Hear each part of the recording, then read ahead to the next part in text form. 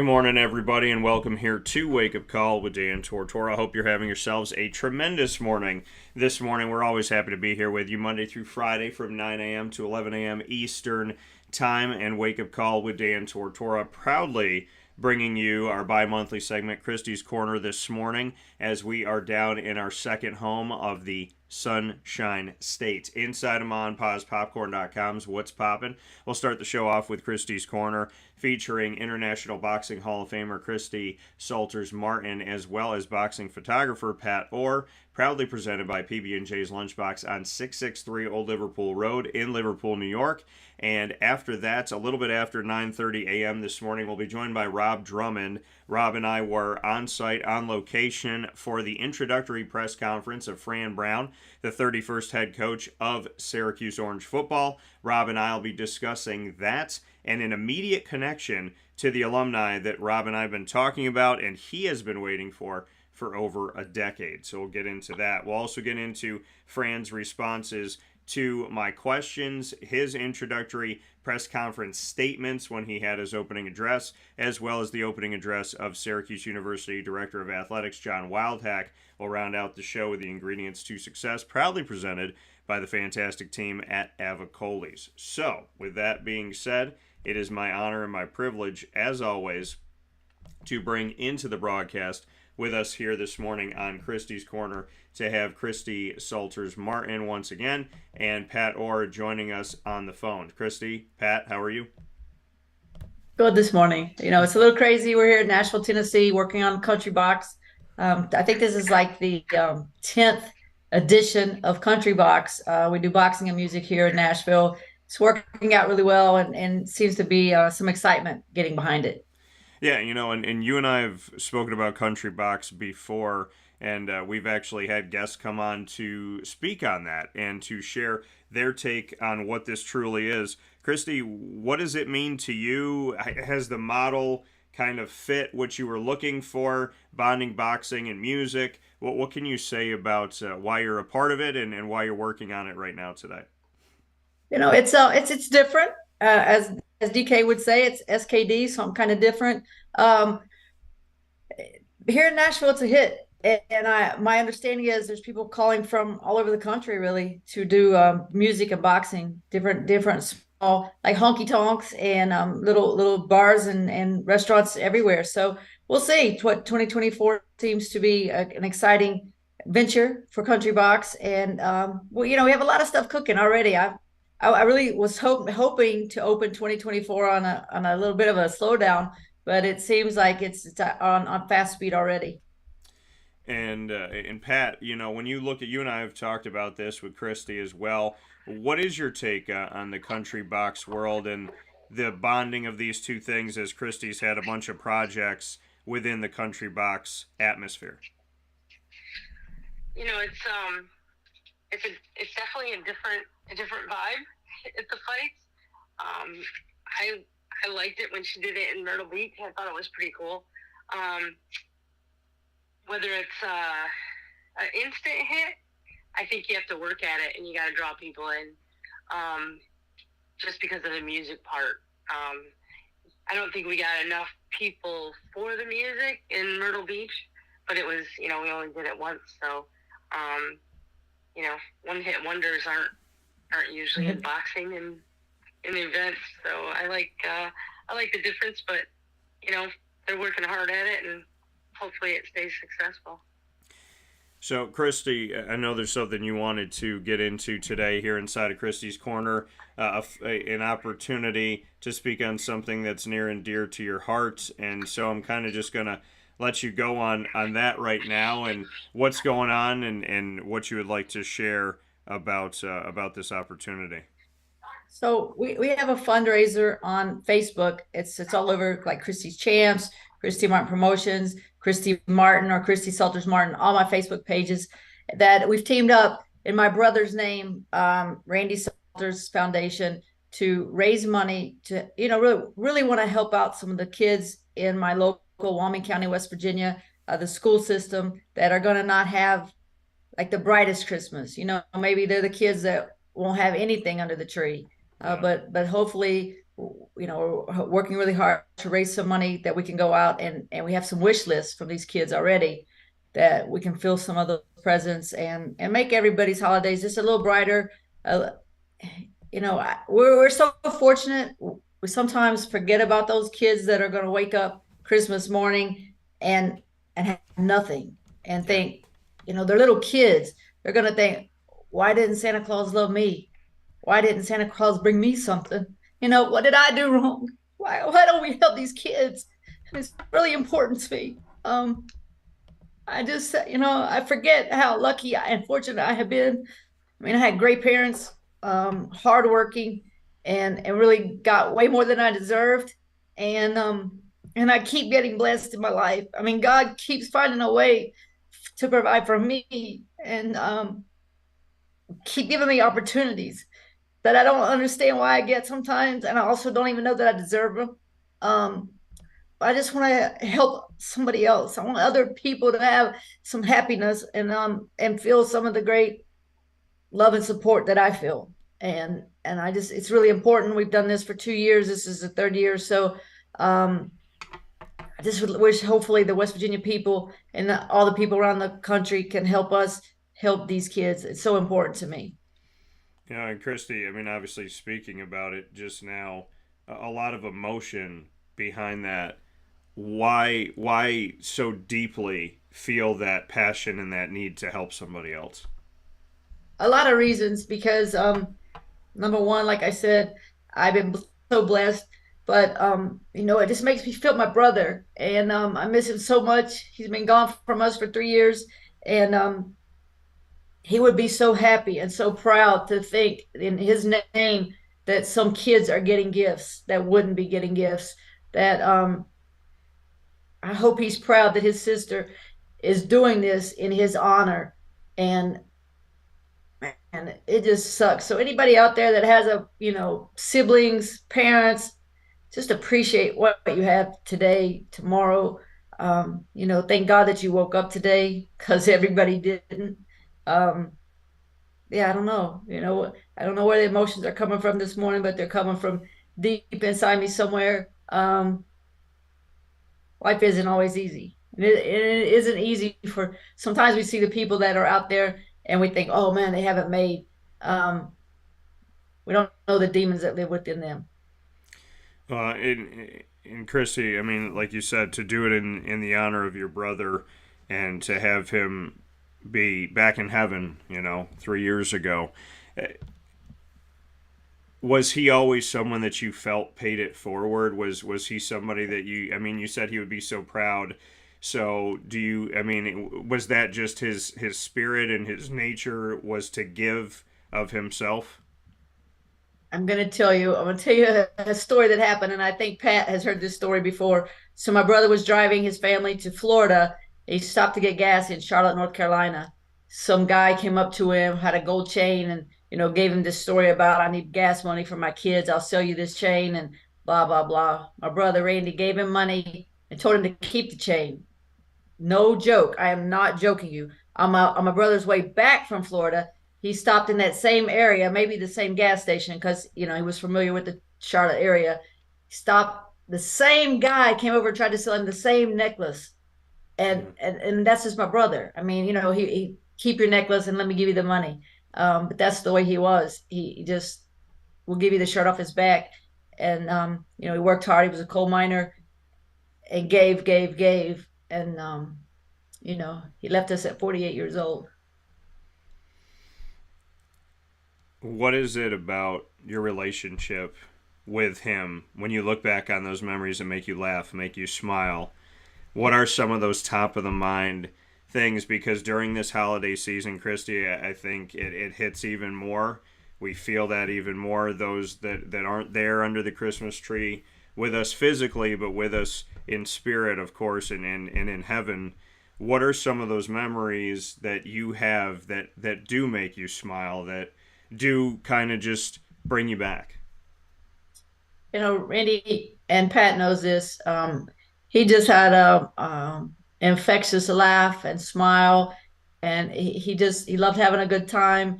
He used to stand up, and Pat saw him do this, I know, like roll his stomach some way. I don't know. He just was goofy and crazy and had the greatest stories ever. The bad thing is I think you start to appreciate people when you get older, and we had kind of just got to that point of really understanding each other. Yeah. And lost him. So, one time he came to my fight with Holly Holm in Albuquerque, New Mexico as my PR person, and he did a hell of a job. I mean, I was so shocked, and I was really just hoping, to get that win and get back catapulted out there with my resurrect my career, and he would be there with me, but didn't work out that way. I lost the fight, and really no more big opportunities came my way. We didn't get to keep that relationship going. He was really proud of my success, and we kind of would tease each other about he was Christy's brother. And then after I was gone for a long time from home, I came back and I was Randy's sister, and it was kind of cool. We joked about that often. Pat, what can you say about Randy and the memory of Randy? I think the most important thing was his smile. He would just draw you in just with his smile. Dedicated. Just when he came to Christy's fights, he was ready to fight too if he needed to. His just the dedication and stuff and the support was it was really nice to see. And after the fights, I mean, it was sit down, have some beers, get some pizza and wings, and have a good time. You had to celebrate, the event. It was good. The whole family, when they came down, it was good. Yeah, and having these moments, Christy, where we can give back, right? Where we can give of ourselves, where we can help in different areas and do different things, and like you said, give to people that may not have. You've always been, kind of feet on the ground type of person, boots on the ground. They'll say, you want to shake hands with people, you want to talk with people, you want to hug them, you want to look them in the eye. Just that piece of you, that element of you that is so infectious and so easily seen when people meet you. To go into that a little bit deeper, that you don't just give, you're not just like, hey, here's some money, hey, here's this. Like, you physically bring yourself to places and you want to meet the people that you're helping. And I'd love to have you expand on that a little bit. Absolutely. I think it's really important to let people know that you're real. But I will say the one thing we do with the gifts at Christmas, no one knows where they come from. I mean, those kids have no idea where they come from. We work with the school systems, so I go out and I purchase the things myself. Yeah. We wrap them up, we put them in packages, and then we deliver them to the school. But the kids have no idea. They don't know. I don't even know if they know about Christy Martin or Christy Salters or Christy's Champs. I don't know what they know or what they don't. But that's okay with me. I think it's just so important that they also have gifts, and I'm really proud. Most of the time, it's the people from West Virginia that are either still there or some have left that are giving back. I will say our fundraiser's running a little slow, so anybody out there that's watching or listening, if you can go to the Facebook page, like I said, Christy Martin Promotions, Christy's Champs, or Christy Martin, Christy Salters Martin, any of those, and make a donation, it's greatly appreciated. Like I said, we already have wish lists from some of the kids, and we just try to make it special. I'll be in West Virginia soon, and going around doing the Santa Claus thing. We'll go shop and then deliver the gifts. Yeah, and we'll be sharing those on our social media platforms as well, of how you can get in touch with Christy to give. So is it as simple as they kind of just reach out to you? Obviously, it's going to be in West Virginia, but they can reach out to you and donate from anywhere, and then you'll go and buy those gifts. So it doesn't matter where anybody is, they can find a way to help. Absolutely. And greatly appreciated. Like I said, we have a list. We know what these kids are hoping for. We'll be able to pick a few things off of each list, and like I said, bring some smiles to these kids and you never know. Sometimes everybody thinks like it has to be something big. A donation has to be, if I can't, $5 makes a difference. Sometimes it's that $5 that just gets you over the bridge until the next time. Oh, I just need that $5 bond um, to get me to, whatever's going to happen the next day. So it doesn't matter how small the donation is. We're willing to put that forward toward the gifts, and just like I said, bring some smiles. That's what the holiday season is about. And can you imagine being a little kid and all the kids at school are talking about Santa Claus bring me this, Santa Claus bring me that, and Santa Claus don't bring in you anything, and you're wondering why the hell is Santa Claus mad at me? Yeah, and I think that's something that when you have the presents under the tree and your family has the access to be able to do things, and they're you don't really think about it sometimes, right? Some people don't think about it. They wake up in the morning, they think, what am I going to get? And, what is everybody else going to get? We're going to talk about it at school tomorrow. But they don't realize that some people don't get anything. They don't have anything under the Christmas tree. And it's not that life is about material gifts by any stretch of the imagination. It's the thought that counts. And, the thought that goes in from people like yourself, Christy, that want to help somebody else, right? Some people sit under their Christmas tree and they think about everything that they got. Some people think about what they got other people. Some people want to know why they didn't get more, why they didn't get what they asked for. You're sitting under your Christmas tree saying, what can I do to make somebody else's Christmas better? And I think that speaks volumes to your character. It speaks to everything about who you are and what you embody, and your absolute clear desire to not just continue to hoard things in and bring things in for yourself, but to make sure that we spread the wealth, both literally and figuratively, to help people out. And I can imagine that there's been a lot of smiles on Christmas morning because there was a Christmas miracle, and I can't thank you enough, not only for doing what you have done, but doing it in the name of Randy Salters, your brother. I'm really proud of it, and it means so much. I have been so blessed, really my entire life, and I often say God left me here for a reason, and this is one of the reasons, to help bless others and help these kids. I mean, can you imagine being the kid that goes back to school after Christmas and the New Year's, and you're the kid that doesn't have a new hoodie, a new shoes, something new, and all the other kids are comparing what they got for Christmas. Yeah, so make sure that you send out a donation for the Randy Salters fundraiser that we have giving back to the kids in West Virginia. And you can help out by following that on social media. Like I said, we will put it on our social media. You can also find it on Christy Martin, Christy's Champs, and Christy Martin Promotions. We're going to do a quick rapid fire here today, but it's going to be themed toward giving. So when we ask our questions, we have to theme it toward the memory of Randy and giving back to other people. Christy, you get to ask your first question, and that can go to Pat. um, Pat, what is that one gift that you will be giving this Christmas that will help, that will put you in the mind of this is something Randy would do?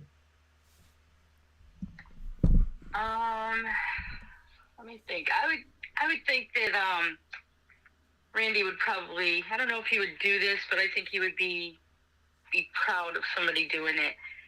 But after I got my food truck, I go with it all winter. So I'm out there in the cold and the wind and the snow and the rain, and if I have leftover food, I'll stop by where there's homeless people and hand out the food. I also started probably about 6-7 years ago buying gloves, hats, and socks and keeping them in my truck. And I keep them in my car too. And when I drive by and there's homeless out on the streets on the corners, I'll turn around so that I'm over by them, and not cause a traffic jam, and I'll give them a hat and gloves and wool socks to keep, help out a little bit. And I think every little bit helps. Any food or clothing is always appreciated by them. I couldn't imagine sleeping outside right now. I just don't know how they do it. So try to help as much as I can. That's an awesome way of giving back and reaching out to people and being that Christmas miracle truly on a daily basis, something that we can all do at any time, right? Give of ourselves, and a pair of socks goes a long way. I go back to Toronto and seeing homeless people sleeping when it was negative 12 degrees outside, 0, -2, and not even understanding. I mean, the reality that these people might not wake up in the morning was something that has stayed with me since, and that was a bunch of years ago. So I can truly appreciate that, Pat. Pat, what is your question for me? I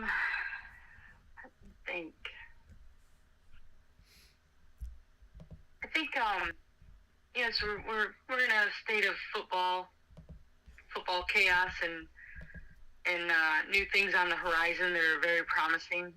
I think the Carrier Dome, I know they do collections of toys and stuff like that. Do you think that there's a way that, come into an SU basketball game, bring some toys, bring some clothes? Do you think there's a way that the Dome and Syracuse University could try to capitalize that on a little more than they already do with the state that, there's more homeless people and people that just are in need, dire need, that don't have the chance or the money to get things? Do you think the Carrier Dome could capitalize that on a little bit more this year?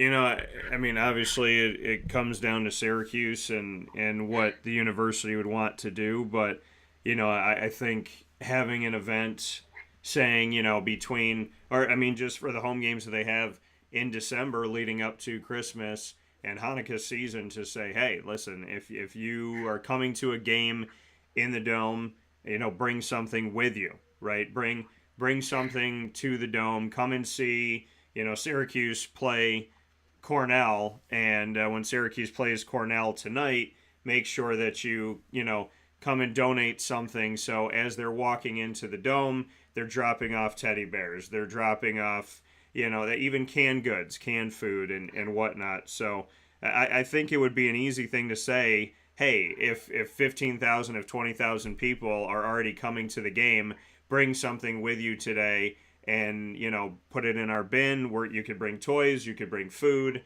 and then, the Dome can separate it out and they could decide what families they want to give to in the area, in the community. You just hired a coach in Fran Brown that wants to help the community, that thinks of Syracuse similar to Camden, New Jersey, that wants people to know that that they're not alone, that they will be okay, that there is a way to move forward. So, I mean, if you just hired a coach that wants to help the community and do it selflessly, I think that, a great first impression to that coach is to also help the community that he's so moved by, because he's a newcomer to the community and he already wants to help. So, I think the people within the community should help too. And I feel like asking fans to bring something with them to the game and drop it off, I feel like that's probably the easiest way to do it. And I think you would get a big response from it, actually. Yeah, I think even if it was just hats, gloves, and socks, I think that's an amazing help. There's so much that we can do, and it just would be nice to, if people could just think of others for just a month and help out. Well, and Eric Devendorf has done a coat drive. He's done a bunch of different things. So I know he in the community has done a tremendous job to not only help other people, but to help them in a way that you're talking about, Pat, where, helping to have those bare necessities so that people could stay warm this holiday season and beyond. Christy, what is the greatest gift you've ever received? Um, wow.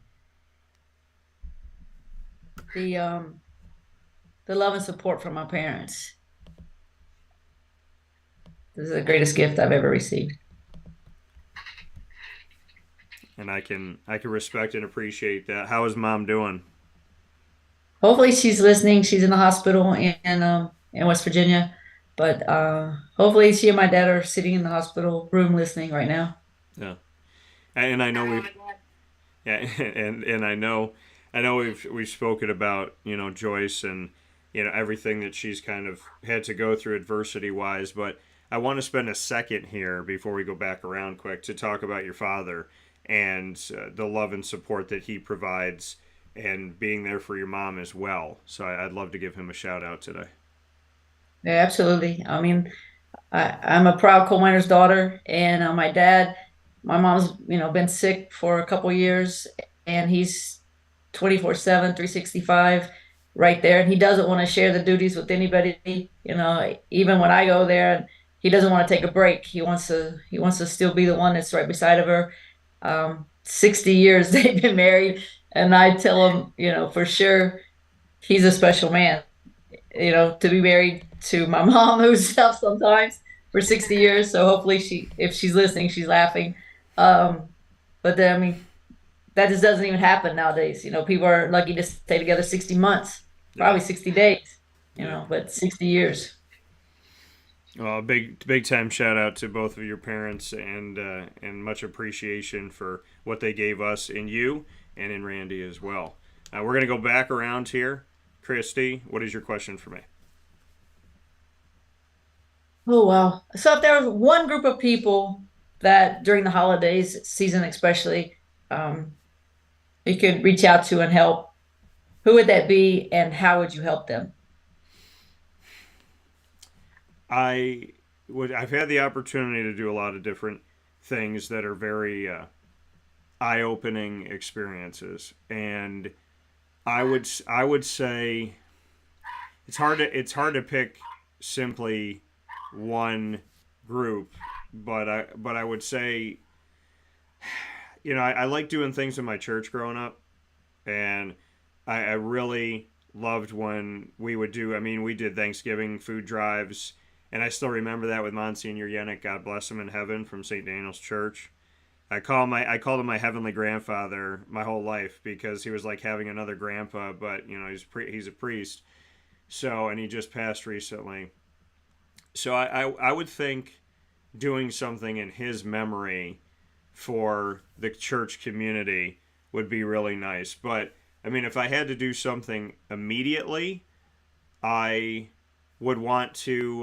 Well, and it kind of goes off of this though. My mom and I love doing this. My dad has done this as well. Is that my church would have, and I know other places do this, but we had a Christmas tree, and on the Christmas tree there were ornaments, and on the ornaments were family names and what they, or not even family names. It would just say what they needed. It would say like socks, boy, 5 years old. It would say girl, Barbie, and we could just buy gifts and drop them off under the tree again, like kind of how you do it, where nobody knows that it's you, and yet you still get to give back. So I think in that way I don't really have to choose a certain group of people. You can help everybody, all different ages.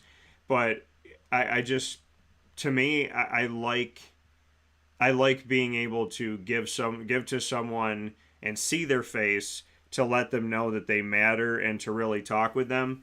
And I will say that I dated someone a couple of years ago, and she was very big on like the random giving. Like we just go somewhere, give to somebody randomly. And one time we went to a movie in on Long Island, and there was a guy sitting on a bench, and she offered to buy him food. And she said, "Sir, if you could have anything, what would you like?" And people had bought him food, so thankfully he was eating. He was like, "Oh, I had Panera. Somebody got me Chinese food, this and that." So we went to Burger King that day. That's what he wanted, and we bought him a bunch of stuff, and then we sat and we actually sat and talked to him and ate with him. And I think little things like that can be really big things to show people that they're seen and they're noticed and they're appreciated, And I think it's as simple as, and I've done this before, I think other people should do it and can do it, is going to the soup kitchen in downtown Syracuse, going there and being able to see people, or just driving downtown and giving to somebody, the random acts of kindness, because it's not hard to find somebody in need. And I think a lot of us think about, oh, someday I'm going to do something, but someday should be today. So I think, to answer your question, there's stuff that I like doing growing up, but I think the random acts of just like giving to somebody in the moment is something that I greatly appreciate. Is just being able to help somebody that day and let them know that God sees them and that they're not alone. I feel like a lot of these people feel like nobody cares, and I think we can change that by doing very simple things. All right, Pat. In the season of giving, but knowing that giving is important all the time, what do you think Syracuse needs the most? Wow.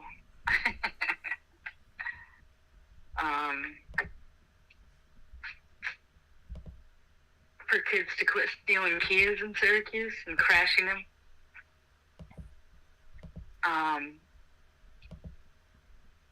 If the kids could just appreciate more, and I know their lives probably aren't the greatest because they're out stealing stuff. And I think for people to have compassion for the people that, the crimes are being, delivered to. I think that, Syracuse just has to care a little more. And we do have some sections of the city that are pretty bad. I think that, through the Boys and Girls Club and stuff like that, Mary Nelson, I think that as much as you could give to those places for the kids that don't have stuff, there's a lot of places to hit in Syracuse that you can, make somebody's Christmas a little better just by doing something little. Yeah, It's a big area. Yeah. There's a lot of people. Yeah, there's a lot of people that we can help, and there's a lot of people that need it. There's a lot of people that are too proud to ask for it. So we can do a lot, definitely. Pat, you get the final question to Christy. Well, I can tell you that Randy's awfully damn proud of you because he believes in everything you do. If one thing that you think that Randy would do at Christmas for the people of West Virginia, what would it have been to make him the proudest? I think exactly what we're doing. And that's, raising the money to give these kids of all ages. I mean, this year we planned on helping like elementary kids and a few of the older kids, because sometimes it's like the high school age kids that get overlooked. Everybody wants to help the young kids, but we're actually working with Herndon Consolidated School. If you're back in Wyoming County, you know where I'm talking about. Most of the kids, let me say the majority of the kids are needy, and it would make him so proud and smile so big to help those kids. There's no question. So I think we're doing exactly, and that's really why we're doing it. I mean, that it was of course we always want to get back to home, but his wife Sherry said, let's do this, work together with Christy's Champs and do it in Randy's name. I'm like, absolutely. I mean, we first started out with doing dinner at Thanksgiving, but then I felt like, the Christmas, we still help a little bit at Thanksgiving, but the Christmas for the kids was really, really important. And that was something that Randy would be so proud of. So I think we're doing exactly what he would want to do. Yeah, I think he's definitely shining down on you. And during this... No, he is. For sure, Christy. I don't think you're one of the people that anyone could imagine people aren't looking over and looking after from a better place and a brighter place. Christy Salters Martin, Pat Orr, myself, Dan Tortora, inside of Christy's Corner. honoring Randy Salters, and we will once again share on our social media. And you can also go to Christy's Champs, go to Christy Martin Promotions and Christy Martin on social media to find out how you can give back this holiday season in honor of Randy to people that deeply need that support. A little bit goes a long way, and there is no donation too small. So please make sure that you give today, and we will be sharing that so that you know exactly how to do so. Christy, as always, thank you for your time. Thank you for what you're doing for Randy. Based on your emotion and based on everything I'm hearing this morning, I would have loved to have met him. And I hope that through you, and I know that through you, he will live on, his memory will live on. And something tells me that when you give the gifts this season, you kind of go through this process in general, I feel like you're going to feel his hand as you're giving something. So I appreciate you, appreciate Pat, and thank you both for sharing a message of gratitude, appreciation, thankfulness, and giving, which is something that we need to promote more than promoting materialism this holiday season. So thank you both, and I look forward to talking with you soon. All right. Have a great day, guys. Take care. Coming once again here on Wake Up Call with Dan Tortora, where sports truly meets that thing called life. Appreciate you being here with us. We're going to take a quick step aside on Wake Up Call with Dan Tortora. When we come back, we will be joined by the man, the myth, the legend, one of the greatest running backs in Syracuse history. And people say, what about Jim Brown, Dan? What about Joe Morris? What about Floyd Little? What about Ernie Davis? Yes, on all of them. But there's also a local kid from Jamesville DeWitt High School who came to Syracuse with a lot of big dreams, wanted to go to the school that his mom went to, and he created such an amazing experience for himself, for Syracuse fans, for the community, and for kids that came after him believing that they could too. So it is with that I proudly am here this morning to welcome and appreciate Mr. Rob Drummond, who is going to be joining us here momentarily, and I look forward to having him here on the broadcast to speak with us. So Mr. Drummond will be picture-in-picture with us right now, as him and I were in the room yesterday. Opportunity to get to meet Fran, get to hear from Fran, get to hear his vision and his desire. And so now we have the opportunity of sharing that moment with you, which I am elated and thankful that we get to do. So with that being said, as always, it is my honor, it is my privilege to have Mr. Drummond on the broadcast with me, Syracuse Orange, NFL, CFL alum, champion, and the member with many of his brothers of the undefeated Syracuse 1987 team. Drum, what's up? What's up, kid? What's up with all this formal Mr. Drummond stuff, dude? Hey, listen, I bring you in as and give that whole thing. But I mean, if I did it, in the way that you and I tried to do like the formal introduction and all of that, but the reality is, okay, let me do it the way that I feel about you after over a decade. As I said before, here's the man, the myth, the legend, my buddy, my brother, my friend, somebody that I believe in, somebody I trust in. I call him Drum. I call him my brother, as I said. I call him somebody that is family to me. And he is the one person in my life that calls me kid.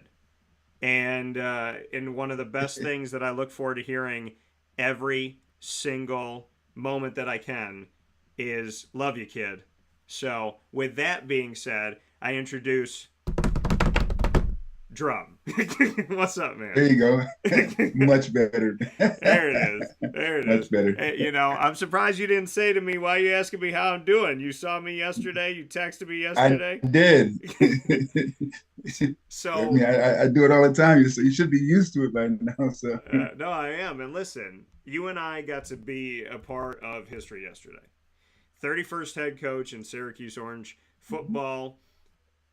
Long line of coaches, and obviously some of the great names, and we'll get into his connection to those names. But to have the opportunity to hear Fran's address to the world face to face with him, and then to be able to meet him and shake his hand and talk with him for a moment. What did you take away from being around Fran Brown and getting to meet the person that is looking to lead Syracuse football into the future? Well, first off, I mean, I didn't even know it was a press conference yesterday. I got a text from Deion Maddox, at about, I'd say at about 9:15, and he's like, "Are you coming to the press conference?" And I was like, "Well, Deion, I didn't even know there was a press conference." He's like, "Well, there was an email and blah blah blah." Worst way to get in touch with me is through email. Text or calling me is so much better. But anyway, Deion says, "Well, can you be here, in about the next 15 to 20 minutes?" I was like, "Sure." I was like, "You know what? But I should have known something was up because a few nights before, one of my best friends, who was really my tutor at Syracuse, Jody Lee Lofgraven, gave me a call because she was down there with Coach Brown at Temple, and she was like, you're gonna be shocked, you're gonna be humble, and you're gonna be great because very impressed because he's a lot like you." And when someone tells me that someone's a lot like me, I'm like, wait a minute, I'm different. Yeah. And I always say, it's like, that could be a good thing or a bad thing. It could be, is it the football me, or is it the person in Syracuse who loves this community, loves to see people successful, loves to see the kids go out there and have the opportunity and chance to be able to possibly do one day what it is I accomplished. So I didn't know what to take of it. So I get to the meeting, and I sit there, and he blew me away. I mean, the ideologies and the terminology and the passion and the love that he had, just starting off. First, he started off with, talking about God and his faith, Yeah.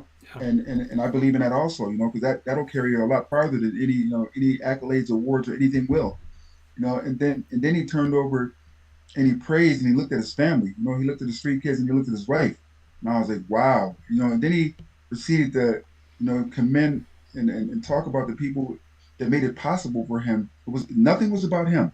It was about everybody that made it possible for him to be in this situation at that moment, to allow him to do the things that he wanted to do.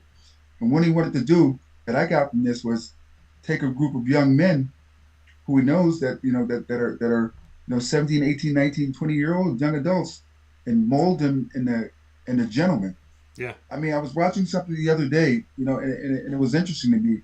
And it's an old movie. You might be a little young, but you may still know about this movie called An Officer and a Gentleman. Yeah. And it's an interesting take on words.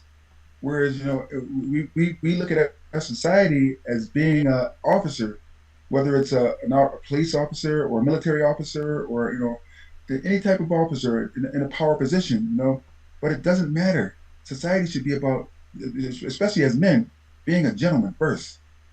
The one thing I say to a lot of kids that I train all the time, a lot of kids that I work with, a lot of kids that I mentor, it's just, I tell them all the time, at the end of the day, just be a good person. Yeah. And listening to Coach Brown speak, how he talked about, just being from the inner city, growing up with nothing, having a young mother when he was born, having to fight and fight and fight to accomplish where he was at in life. It's like I related to it so much, and that's what he wanted for the kids. And then even after the speech, I had just talked to him for about 2 or 3 minutes.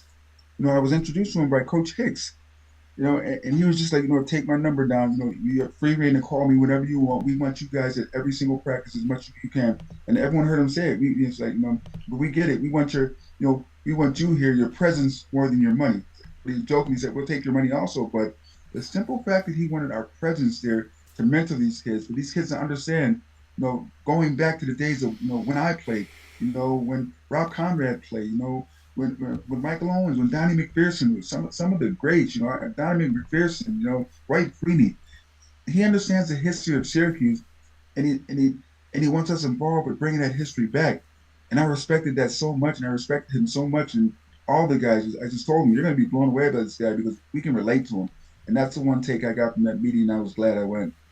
Yeah, and you and I, it's well documented on video and audio.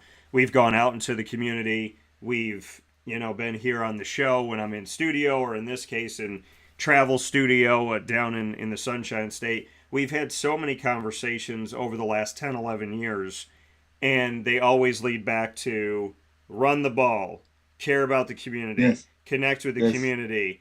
It's not Yes. Syracuse in a silo. It's Syracuse should be with Syracuse, New York. The community with the school with the community. We should be recruiting local kids. We should be taking care of the 6-hour radius. We should be connecting with alumni. We should be letting the people that built the program come back in and talk to these kids and love these kids. And it happens throughout the country. Why can't it happen here? Everything that you and I have spoken about, and I told you this when we walked out of the press conference yesterday, everything that we've spoken about, every single thing that was here on the show between you and I, here on Wake Up Call, on the air, off the air, he said every bit of it. And to me, why would it not be true? He didn't know you. He didn't know me. He No. didn't. It's not. No. You know what I mean. So he wasn't saying something to pad the ego or make somebody feel good. No. But I don't know. I mean, Rob, and I told you this. There were a couple times in the press conference where I was looking at him and he looked at me and he's saying all this stuff, and I thought to myself in that moment, I said, "Wow!" And I really got choked up, and I got to a point where I felt like I was going to cry because the things that you and I have fought about, just wanted, desired, needed for this community, he said everything, and it only leaves me to say 3 words. He gets us. He gets it. I mean, and that's the one thing I took away from that from meeting him for the first time. Also, no, he gets it. It's the pride, the way he talked about being from Camden, New Jersey, and the things that he had to go through growing up in Camden, New Jersey, being prideful, being a young kid, and, and growing up and having a chance to go and see Donovan Darius, and oh, the running back out of Wisconsin, Ron Dane, Yeah. And just being so excited because they're both from Camden also, and I got to tell him a little story also. My first years down in Philly, another big Camden guy, is Mike Rozier, a Heisman Trophy winner from Nebraska, and like when I was with the Eagles, Mike we called him Rosie. Mike Rozier was a big time friend of mine, so I was always in Camden, going to Camden, going to speak at the schools, and just because I lived in Cherry Hill, but coming from Syracuse, it's like he said, when he first got here, there were coaches that told him that, have you ever seen the city of Syracuse first? And he was like, I'm from, and his response was, I'm from Camden, New Jersey. So, so I mean, I don't expect things to be great when I go into them, but but if you give me the opportunity, I can have the chance to change it. And I respected that so much. He said before, I'm going to be in the city helping the city out. We didn't get the football yet. He's talking about the city of Syracuse. I want to help the city out, and it's not for a photo op. It's because I know what it's like not to have. Yeah. And that was powerful to me. That's why I'm sitting here in Syracuse today, where I could retire and be anywhere I want to in this country, but yet I'm still in the city of Syracuse because I love my city of Syracuse, just like he loves the city of Camden. But now he said it's like, Syracuse is my adopted city. We come here to live, not just to coach football. And I was like, wow, that blew me away because, as you said, he gets it. He really, really gets it. Open up now. Now call the coaches now to where it seemed like with Baber, we weren't allowed to talk to the coaches. We weren't allowed to talk to the players. I don't know one player on the Syracuse University football team current. That's sad. And I live here. I've been here since 2003. And the 2023 Syracuse University football team, I don't know one player. I've never spoken to one player. Yeah. Because of the disconnect and the distance that pretty much Baber put between the coaches, the players, and the alumni.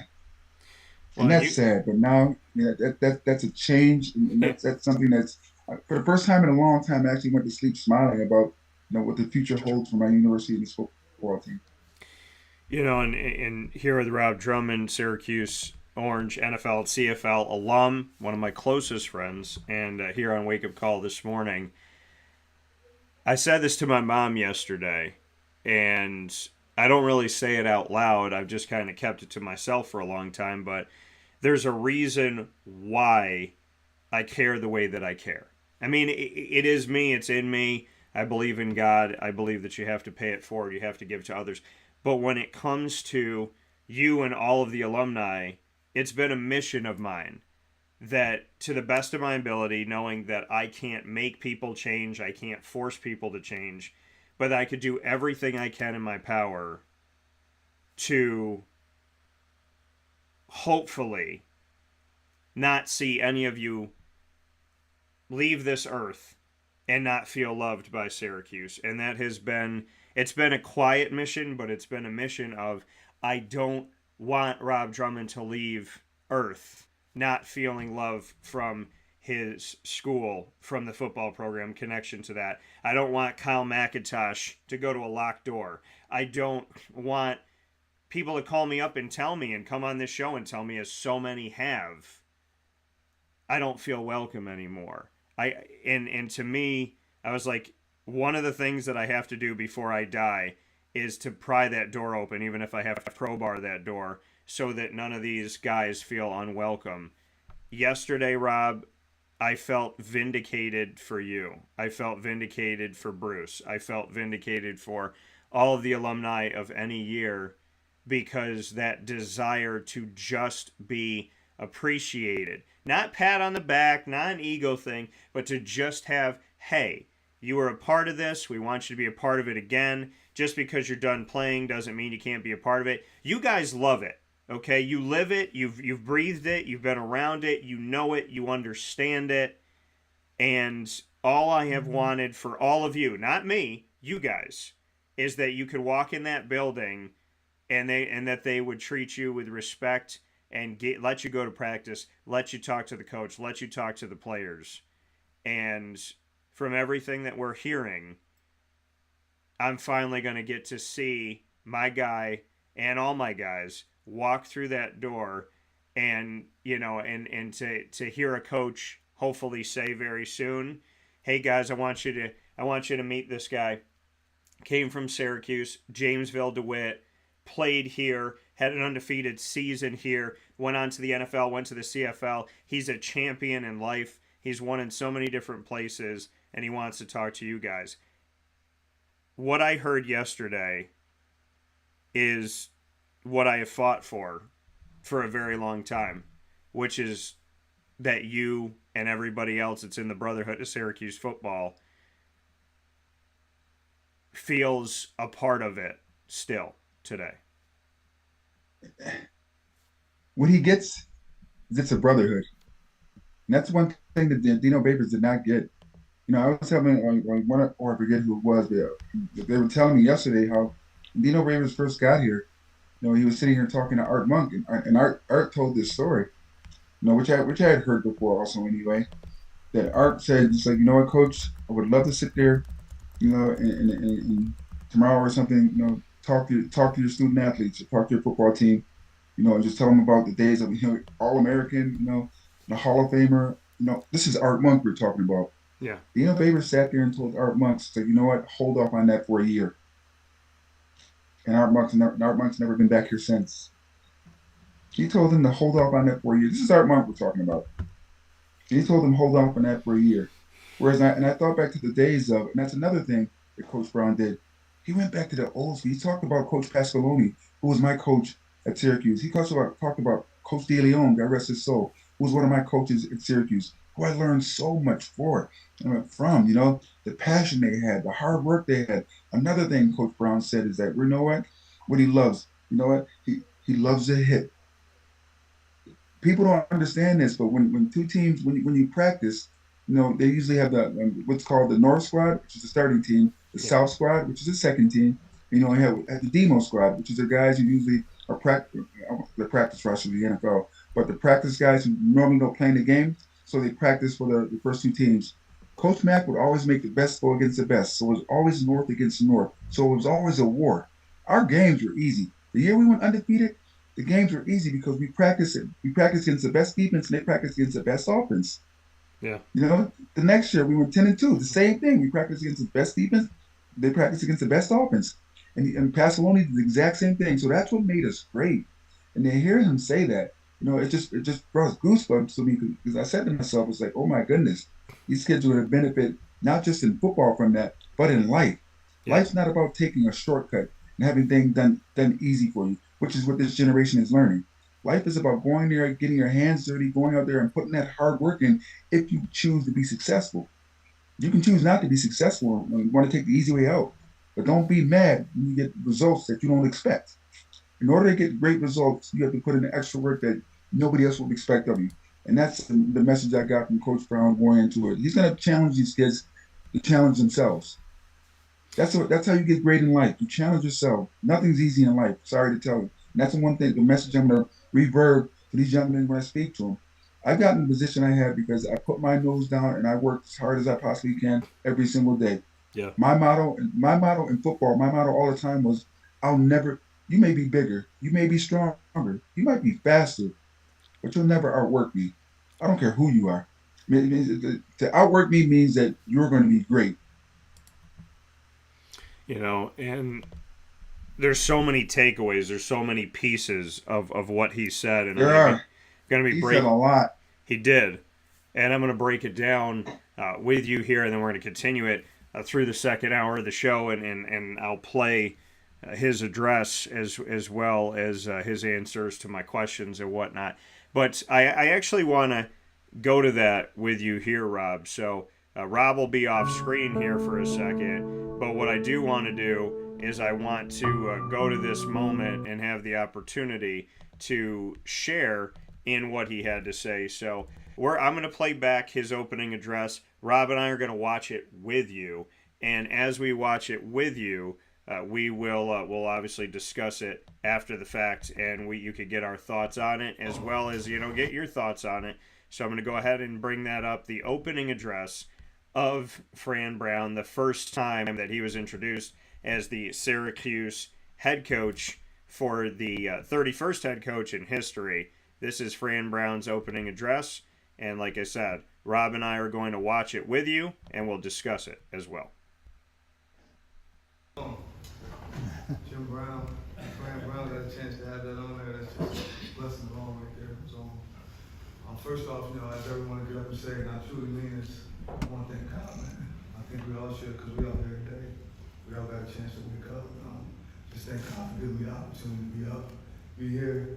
I thank my beautiful wife, my sons, just my family. Looking at her, she might think me cry, so I ain't looking at her. But as I go through this, guys, I'm gonna be a little different than everybody else was, because I'm kind of speak from my heart. Try to put a little speech together. That thing usually never works for me. I always speak from my heart. I'm going to try, and I know I want to get this a little bit bigger here for us, so give us 1 second here, as I do want to make sure that we can blow it up here on the screen, and you can hear him a little bit better as well. Fran Brown, opening press conference at Syracuse, giving his thoughts and sharing with us who he is, what he intends to do, and who he intends to be for Syracuse for the future here. So I do want to put that out here. Let's see if we could do that here. The beauties of a travel studio. There we go. I want to thank God, man. I think we all should, because we all here today. We all got a chance to wake up. Just thank God for giving me the opportunity to be up, be here. I want to thank my beautiful wife, my sons, just my family. Looking at her, she might make me cry, so I ain't looking at her. But as I go through this, guys, I'm going to be a little different than everybody else was, because I'm kind of speaking from my heart. Try to put a little speech together. That thing usually never works for me. I speak from my heart, it just comes out real. But I do want to thank the Chancellor, several. I really appreciate the conversation you had with me. It means a lot. Our AD, and while I don't think there's the second to none. Just the way it's done, you work through the process. The committee, where you guys can talk to me in there, just made me feel comfortable, made me feel that this was home. It wasn't just me trying to sort the job, they were trying to sort the right coach. They asked all the right questions, and they were picking my brain apart, and constantly doing so. What you guys done in there, I really appreciate that. You're never going for that. Herm, just being from where I'm from Camden, New Jersey, I'm from Philly.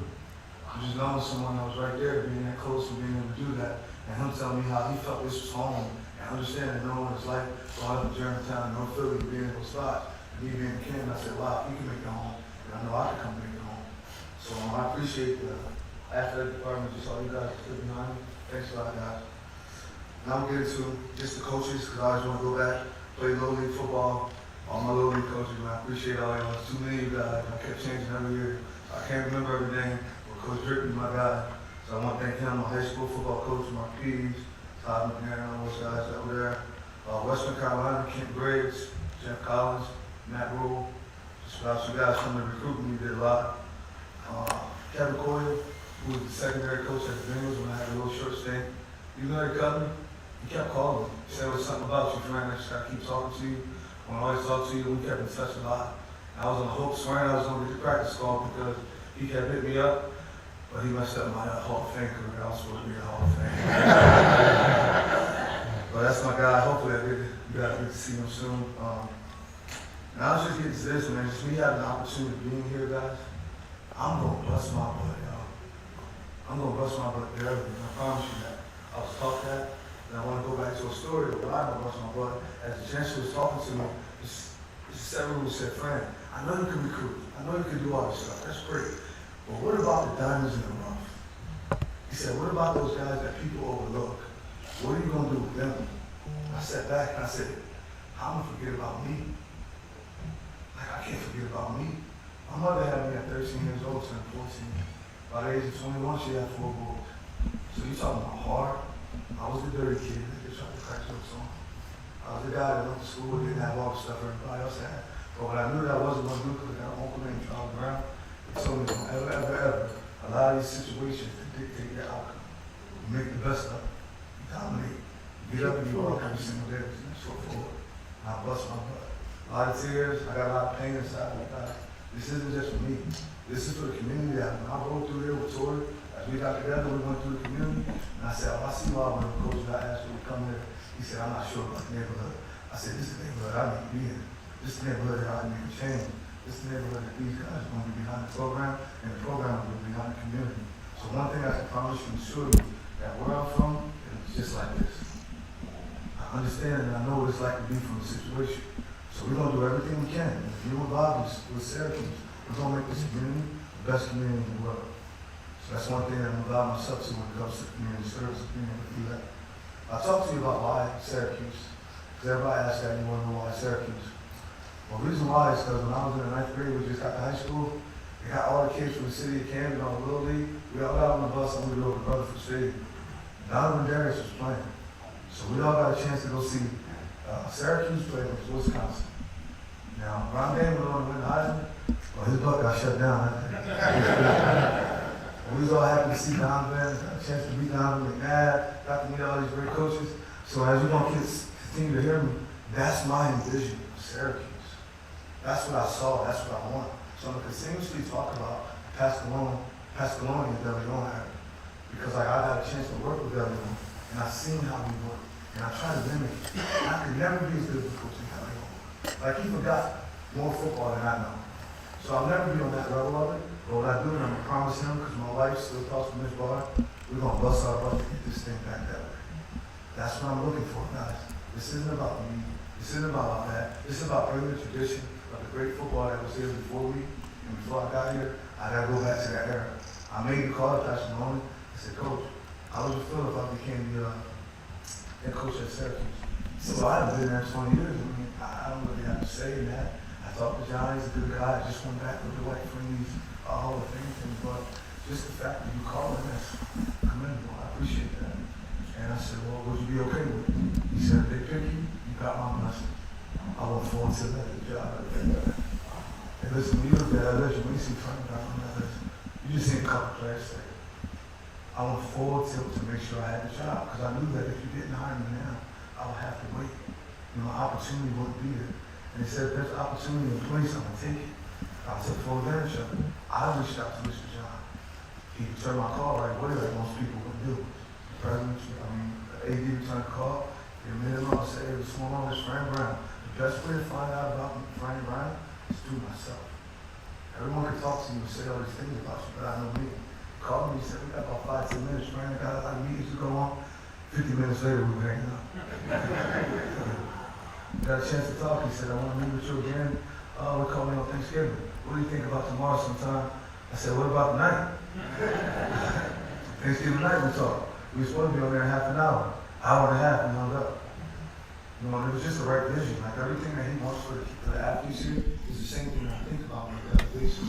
See, like I was always able to go out and recruit and get the best players and get them, but it wasn't because I was saying all this stuff or I was selling all this stuff at Temple. It was because of the relationships. It was me continuously talking to him about life, helping young men become closer to the man. So to kind of look back and I know you guys were watching it with Rob and I this morning just now. When you look back and you hear it again, Rob, what's going through your mind? Everything we've been saying for 8 years. It's just the one thing he brought up was just the passion that he had for the city of Camden. And if you ever seen the city of Camden, it's like it'll take you back because Camden is a lot like Syracuse. I mean, there's some destitute areas. There's some areas that you want to get better, and I understand what he completely means by wanting to make his city, proud of him. Wanting to build it up. Wanting to, I get it. He's at Syracuse and doing it. Even when I got drafted by the Eagles, you know what? It's just down the expressway. It took me 4 hours to get back between Philadelphia or Camden or New Jersey back up to Syracuse. And I was always happy to come back. And I love the city of Philadelphia. I love the outskirt areas, the Camden area. I mean, I love it all because I was always there. Just like I have a passion for my city of Syracuse. His words were just moving to me because they're words. I mean, I could relate to him so much. For the simple fact that here. I mean, like I was talking to people this morning. Actually, your mom too. Just talking to this morning at work at the airport. Yeah. And I said, it's like, what coach, the moment he lands in the city, less than 24 hours here. I think he was less than 7-8 hours here. He went to the high school football game at the Carrier Dome, and met the coaches and met the players, and I'm like, wow, there's somebody who wants to be successful, not just for the university, but the city also. How big of a smile did those kids have on their face having the new coach come in, and just show interest in them? All it is about showing interest. That's one of the reasons why I go to hundreds of games a month. I didn't say a year, I said a month, to show these kids that they're important also, that I have interest because I was once one of them.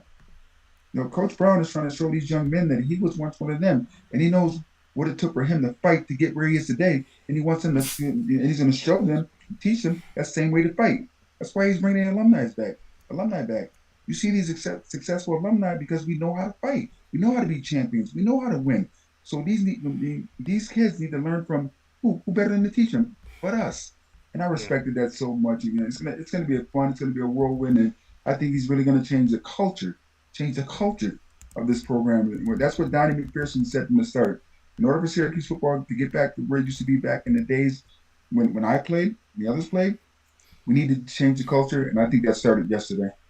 Yeah, and hearing, I mean, again, so many things of saying, my mom had me when I was 13 years old. She had 4 boys. I had nothing. Yeah. I was a welfare guy. I was the dirty kid in school. I was the one that didn't have any of the new stuff. Just hearing him say, I came from nothing, and he wants to give everything. And I think that there's so much to be said about that spectrum of I had nothing, and then when I finally get some stuff that people might pay attention to, I get paid, I get this, I get that, I get an accolade of being a good recruiter. I want to take all that stuff that God gave me, and I want to give it. I want to give more to other people. I don't want to take it and hoard it. I want to take it and give it. When you hear him constantly say, he's selfless, I want to thank these coaches. I want to thank the people that brought me up. I want to, my wife, my kids, my mom, my family, the players that I've interacted with. Kirby Smart, when he answered my question about Georgia and the family.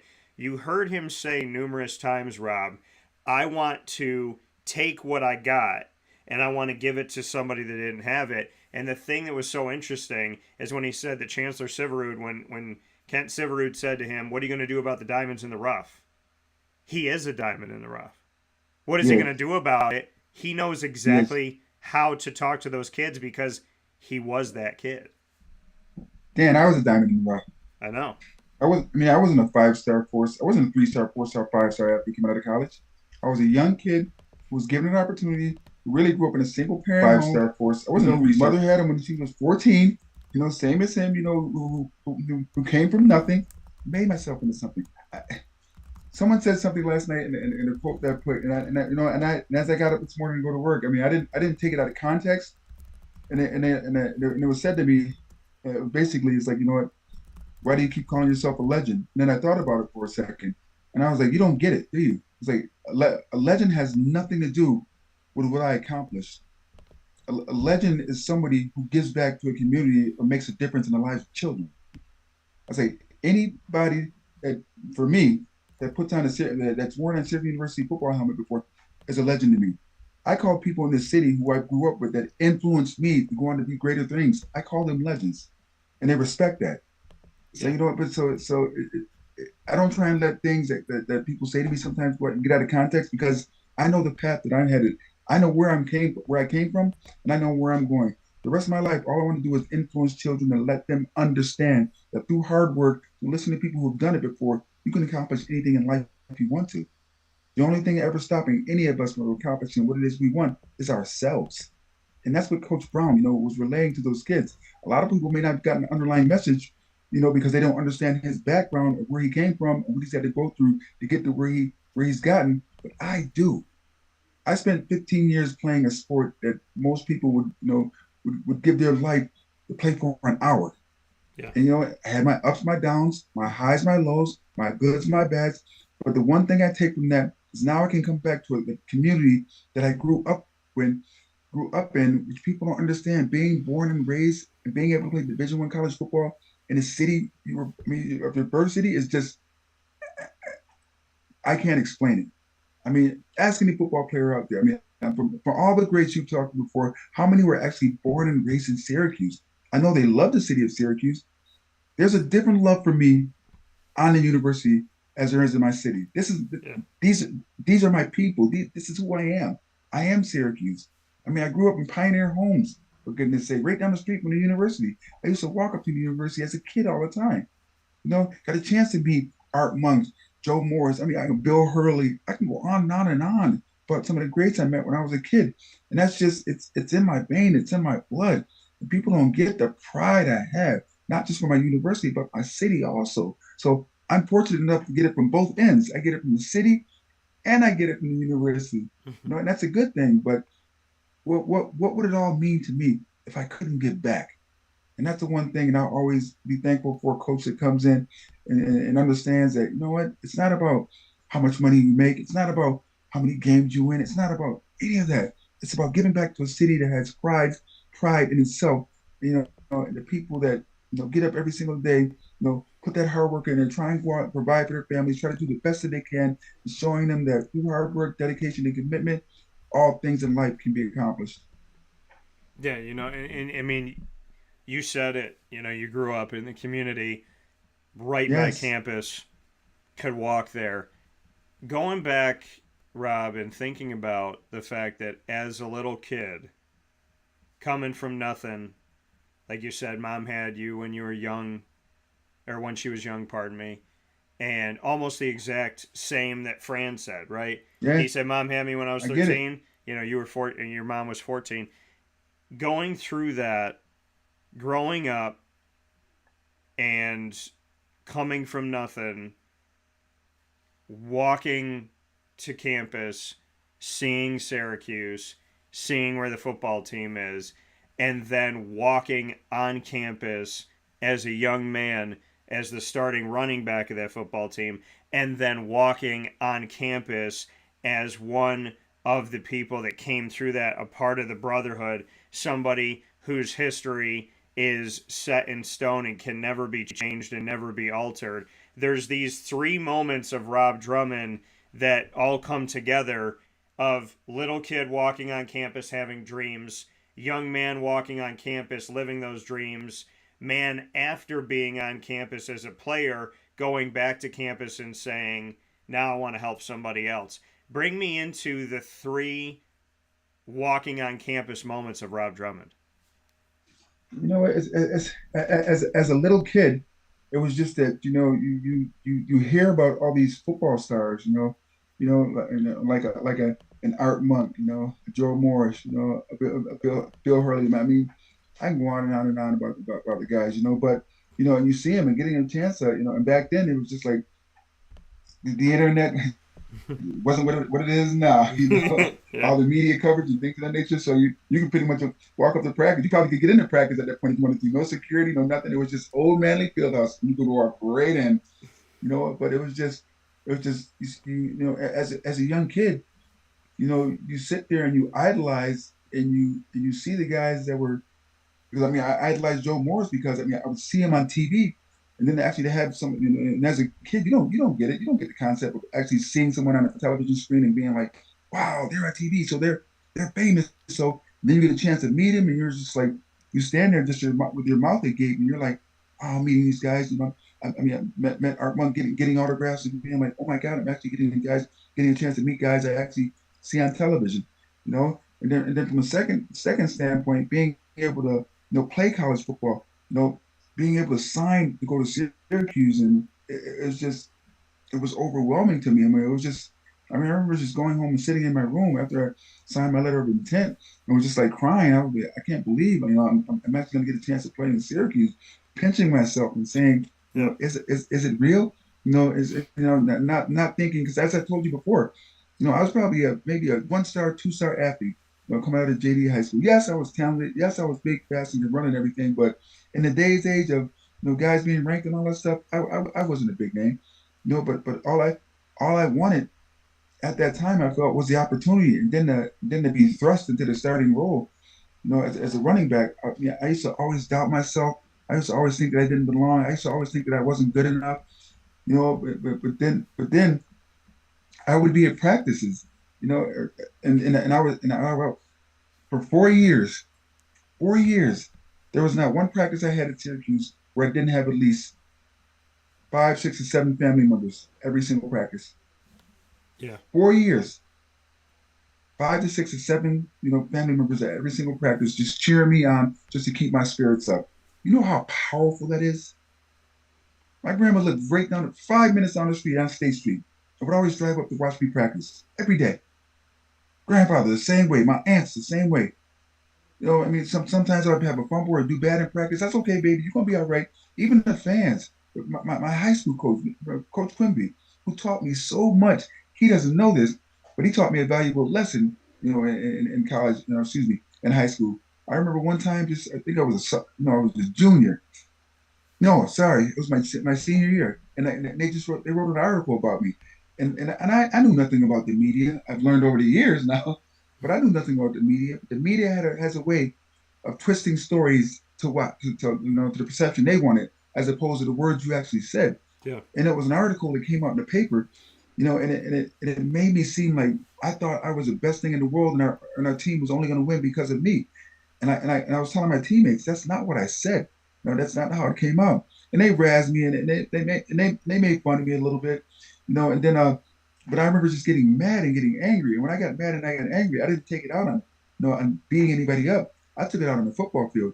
So I used to so my one big thing in practice during those times was I would walk to the line of scrimmage and I would tell the defense what the play was. Like, why are you telling us to play? I was like, because you can't stop me. And I would literally get the ball and try and destroy every player that was in front of me who tried to tackle me. But the thing with me was, you're either gonna get better by trying to tackle me, or you're gonna get your broken bones. So I tried to destroy everybody that was in front of me, and it taught me a valuable lesson. And because I was thinking about that this morning before I came on your show. Do you realize in all my years of football, I've never been the captain on any team I've been a part of?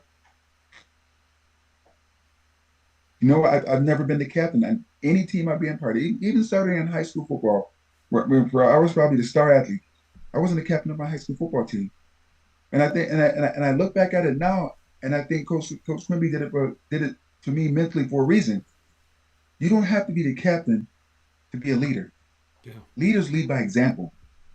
So my objective in every game I ever played was to lead by example. I don't need to be the center of attention, but I'm going to show you how to work. I'm going to show you how to be successful. I'm going to show you how to never give up. I'm going to show you all the intangibles, the small things you need to do in order for us to be win. I wanted to be a winner. I didn't want to be recognized. There's a big difference. And that's the one thing when I see Coach Brown that I understand about me going to Syracuse, even as a pro athlete coming back, having a 15-year career. I could be anywhere I want to, pretty much in this country. I could live in Canada right now.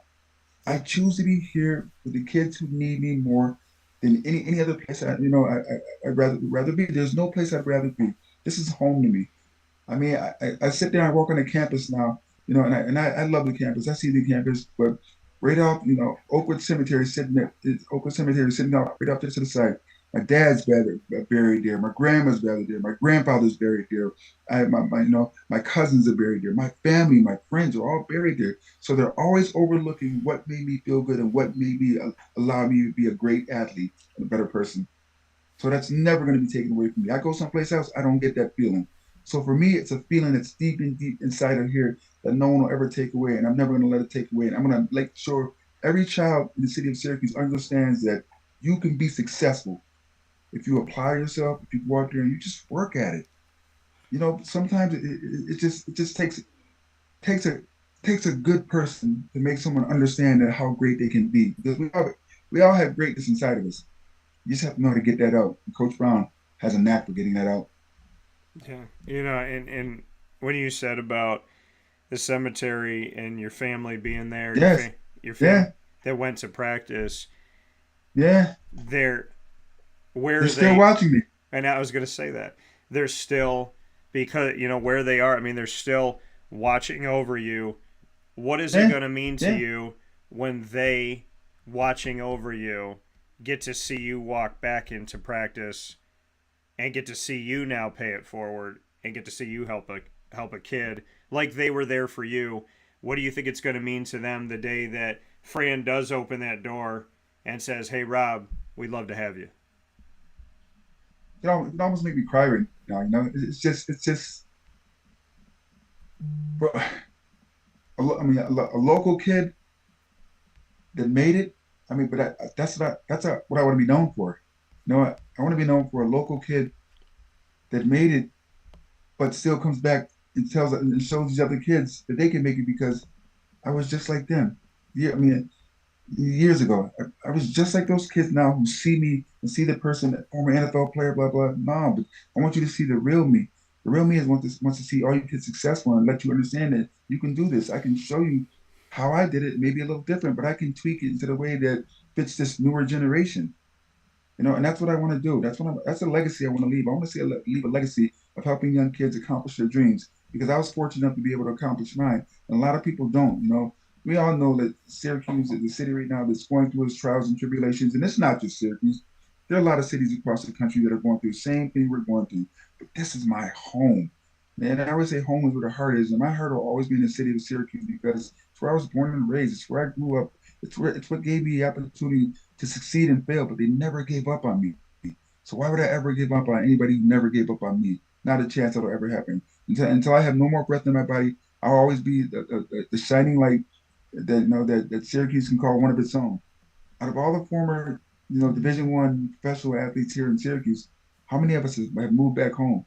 And I'm fortunate, and they said it even in the press conference yesterday. They asked Coach Brown, "What is it like to be, one of Syracuse University's second black head coach?"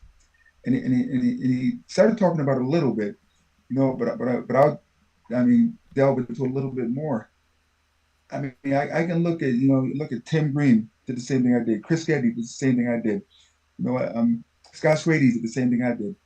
But all those guys were white guys, and grew up in the suburbs. I grew up in the inner city. Will Allen grew up in the inner city. Dorsey Levin did also, but Dorsey Levin lives in Atlanta.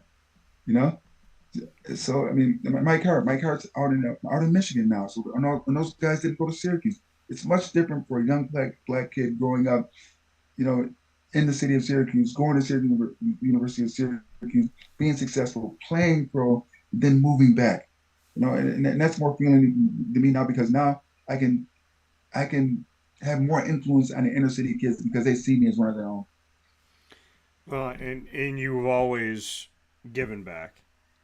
I Syrac- always will. I mean that's what my God wants me to do. Syracuse alum Rob Drummond. Rob, you and I will expound on this as time moves forward. we will have a lot of conversations. We always do. But I want to, of everything we've talked about today, what other things that Fran said stuck out to you? Because there's so much, Yeah. and there's so many There's things. layers. What'd you say? There's layers of what he said. You know, and like I said, you and I walked out of there. I told my mom, I said, I actually feel like we're vindicated. I feel like Rob and I, like somebody heard our cry, saying the same thing over and over. I mean, he said, I want to run the ball. I want to play tough defense. I want the alumni involved. He brings up DeLeon. He brings up Coach P. He calls Coach P. DeLeon, he had this great relationship and this bond with him that I don't think a lot of people knew about, and I didn't know about it. He dove into so many areas that you and I have spoken about, the importance of it, and he gets it. You know, he genuinely gets it. And I got choked up after the press conference when I called my mom. I got choked up sitting there talking to her. I pulled into a parking lot 5 minutes from campus, 6 minutes from campus, and I just said to her about all of these things that hit me, that touched me, that made me feel like finally. So I would love to know, what were those things that made you kind of want to pop right out of your seat? Those things that made you say, like, yes, let's do it. Let's get it. I mean, like, what were those things that just called to your soul that he spoke about? Because to me, it not only was genuine, but it was so, I mean, we keep coming back to it, but it was so like he gets it. He understands it. You know, and he said, he's like, my daughter, she's 2 years old. He's like, when she's 12 years old, got to take care of her for the next 10 years. You got me. I'm not going anywhere. This is my home. This is my place. You got my word. All of these things he said. He also said that if the media ever misrepresents him, those people he'll never speak to again. And I said, well, I guess he's not going to be talking to a lot of people. But what were your takeaways? Like, beyond everything we spoke about, what's one of those things or two of those things or three of those things that when you were sitting there, you just went, wow? You know, he's a lot. I mean, I told you, my best friend, one of my best friends told me that, you know, he's a lot like you, and a lot like me. It's not about the lights, camera, action. You know, it's not about the money. It's about making a difference in the lives of not young men, but a city also. Yeah. I remember the first time, you know, in Philadelphia, you know, and he's the type of person I can tell now that's a private person, because I was the same way. I'm a private person also.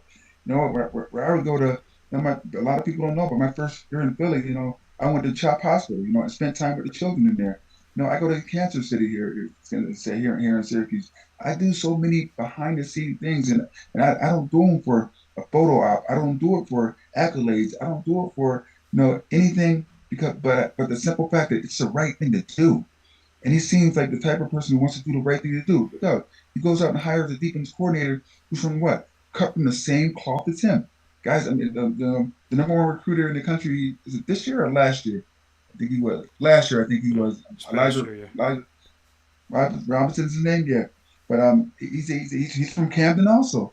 You know, so he understands the depth of not having anything, growing up in a city that basically, you know, it's just weighing on you, but giving back to see young men successful, and to watch him just sit there in the demeanor, and he had an answer that I would have answered for everything, and no one ever does that.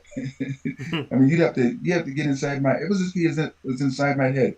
Literally, some of the things he said, I've said to you over the past, you know, since Babers has been here, even before Babers. Yeah. Say, you know what, this needs to be done, this needs to be done, this school needs to be talking, this needs to be talking, this needs to be talking, on and on and on. He said the exact same thing, almost verbatim. That's scary. That's real scary, but that just lets me know he gets it. And the simple fact that when he said, you know, even about the alumni, say, you know what, he wants our presence. Think of the word presence. It's like, he didn't say we want you there, we need you, or he said we want your presence. Presence is a sign of the legacy of alumni, how successful you were. You know, guys, I want my sons around guys whose presence like Dominic Christian. I want my children around someone like a Dominic Christian. I want my children around someone like a friend, Coach Brown. I want my children around any guy in the '87 team I played with because those guys are winners. They know how to be great teammates. They know how to be winners, and they know how to go out there and fight for everything it is they want. Yeah. There's no giving. There's no giving up in this man. He's going to see this city successful, whether the city wants to or not. But like he said, it's like, you know what? As alumni, as fans, as the people in the media, whoever it is, if you don't show up for the games, you don't show up for practices, you don't do all the things that you need to do, do not sit in his office complaining. If you're not going to show up, don't complain. He's absolutely 100% correct. Well, and you and I have talked about this, and I've said it a billion times. If you don't come to the game, it's like not voting. Yeah. If you don't vote, don't complain about who won. Don't complain about who lost. If you don't come to and I had said that, I was like, there's so many people on social media, opinion. I want this coach. I want that coach. I want this. I want that. And then I go to the game, the final home game where they become bowl eligible. And I said, well, I know a bunch of y'all ain't here because the dome's maybe half packed. And to me, it's like everybody wants to go online, read about the recruits, hear about the recruits. Everyone wants to go online, read about the potential coach, hear from the potential coach. But how many of those people are buying tickets? How many of those people are sitting in the stands? How many of those people are giving up 3-4 hours of their day? How many of those people are going beyond? So many people sit at home and talk about things. And he said exactly what you and I said. If you want to complain, if you want to talk trash, you need to be here. And it was the answer to my question, where he looked at I said, what would you say to the alumni? Because they're sitting here in the room right now. Some of the guys are here right now. And he said, I want to see y'all. I want your presence, like you said. Yeah. And he said, I want your money too. Like a little joke thing. But he looked around and he said, y'all are welcome to practice. I want you in practice. I want you to be there. And if you come to practice, you can come to my office. But if you don't come to practice, and then he threw that key away. Oh, he's correct. He's correct. And then one more thing, just on a different note, even with the media, as we were walking out of the press conference room, Channel 9 reporter, I won't say the name or anything, but stopped me, just wanted to do an interview. And I remember just doing the interview, and then one of the press release, or one of the people running there, one of the ladies there, it wasn't who we always talk about, but she stopped me. She's like, "Well, you can't give any interviews anymore." And in my mind, I'm thinking, it's like, what? That sounds like something of a Baber's era that would happen, because all it is now is a former alumni giving you positive media here. And you want to stop positive media? What is your problem here? Get rid of that old style, tactic and that attitude. It's like, if like the coach's media, his press conference was over. So any media you're getting extra now is a plus, and you're still complaining about it. Not giving an interview here. What is it? What is your problem? That's an old mentality, a Baber style mentality. That's not going to work. Any media outside the pack that once the coach is done is positive. And I was like, I'm going to say something about that also. I was like, what? That needs to stop there. When Coach Mack was here, now all I can do is go back to talking about the legacy and all the guys. When we were successful, Coach Mack let the media in for everything we did. The more media means the more exposure. We don't know who these kids are because the media doesn't talk to these kids. They're on such a regimen. They can't watch them. They cannot talk to. Yeah. Are you kidding me? We can't see them. Good grief.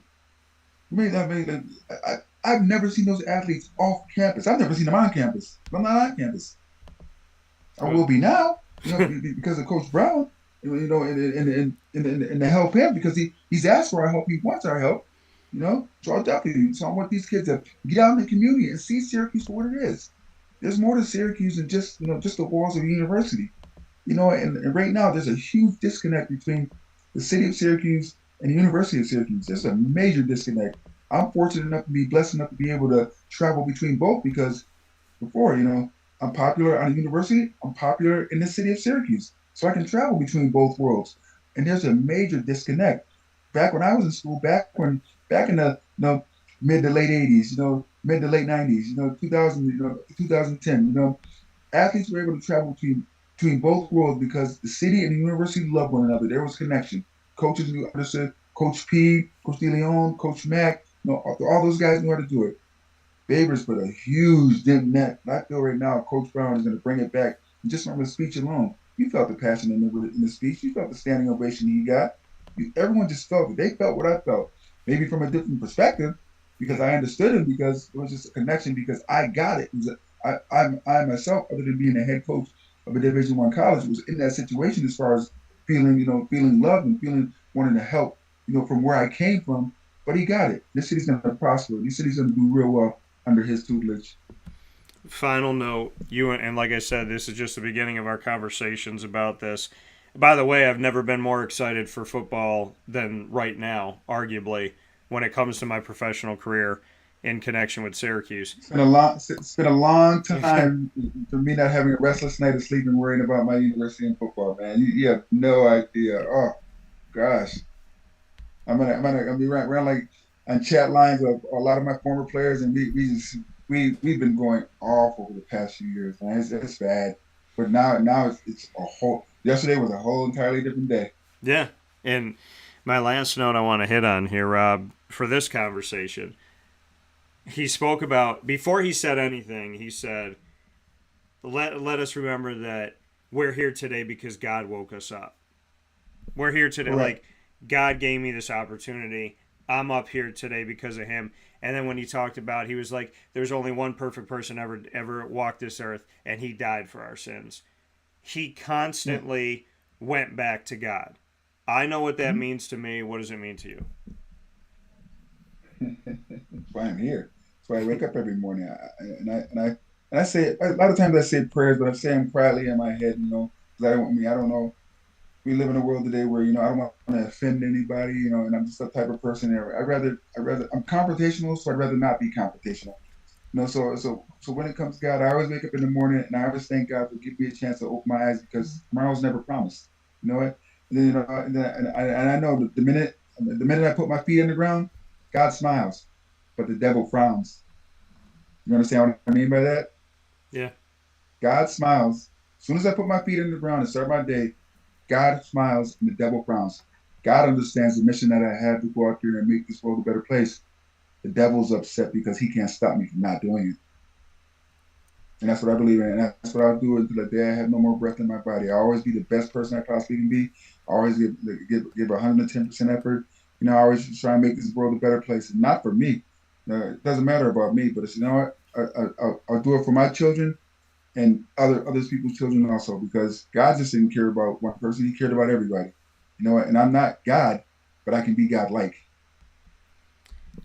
I read something yesterday, and it's funny because I'll do this all the time. I'll say, thank you, past Dan, for setting up present Dan and future Dan. There's things that I do in the past where it's like, man, I was talking to myself before I knew it. I was going through my phone yesterday. I had to delete a bunch of stuff because I just pictures and videos and all this different things over time. So I'm on the plane, I'm flying down to Jacksonville, and I'm going through my phone, and I stop on a post that I don't remember posting. But I'm going to set this to you based on what you just said. Complaints are prayers to the devil. Yeah. Complaints are reasons to fail. The devil is a big proponent of failing. The devil is a big proponent of giving up. The devil is a big proponent of not loving your brother. There are a lot of people. What's the word? I don't hate anybody. I think hate is an awful word. It's like it's just something it's a poison. Even a young man that murdered my father, 27 years ago. I don't hate him. Actually, in my heart, I feel sorry for him. Because at the end of the day, we're all going to die one day. And now he has to face God and explain to God, why he's not getting into heaven. Maybe God lets him in, maybe he doesn't. But it's and that's one of the hardest things in my life I've ever had to do. But it taught me a lot about myself. It taught me a lot about how someone who's hurting, I can teach them how to be forgiving because it's something I've learned to do. So but it's all, life's too short for us to go out there, and not be the best person we possibly can be in our life.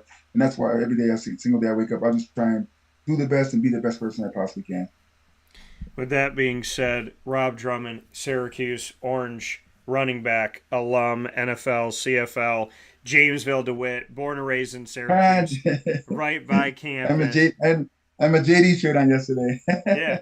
And well, and that was the thing, because I was like, he's got red on, and so now, seeing you in Syracuse Orange, JD red yesterday. Now I got my orange. got all your stuff. Rob, Don't got my Eagles green yesterday. They upset me a little bit after that game.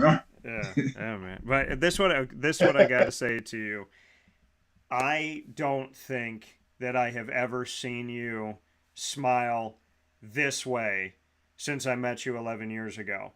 I mean, seeing you with that shirt on and that hat on, you've worn Syracuse stuff, you've gone to games, you and I have talked about this forever, but I don't think I have seen a happier, more hopeful Rob Drummond since I met you, and that to me is the greatest blessing that God could have given me this morning, is seeing you feel as good as you feel, and I really hope you get everything you want and more out of Fran Brown being here.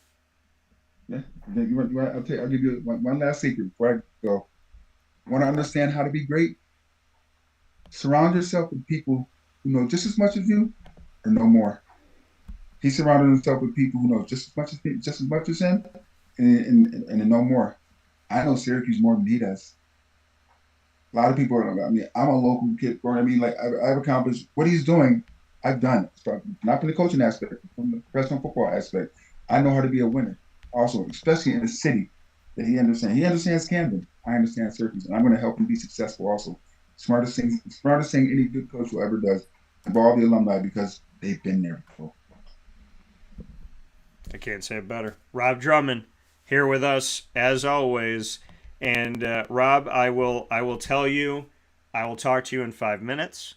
I look forward to it, but I there was no person that I was searching for more in that press conference than to give you a hug and look you in the eye and say, I feel like somebody finally understands.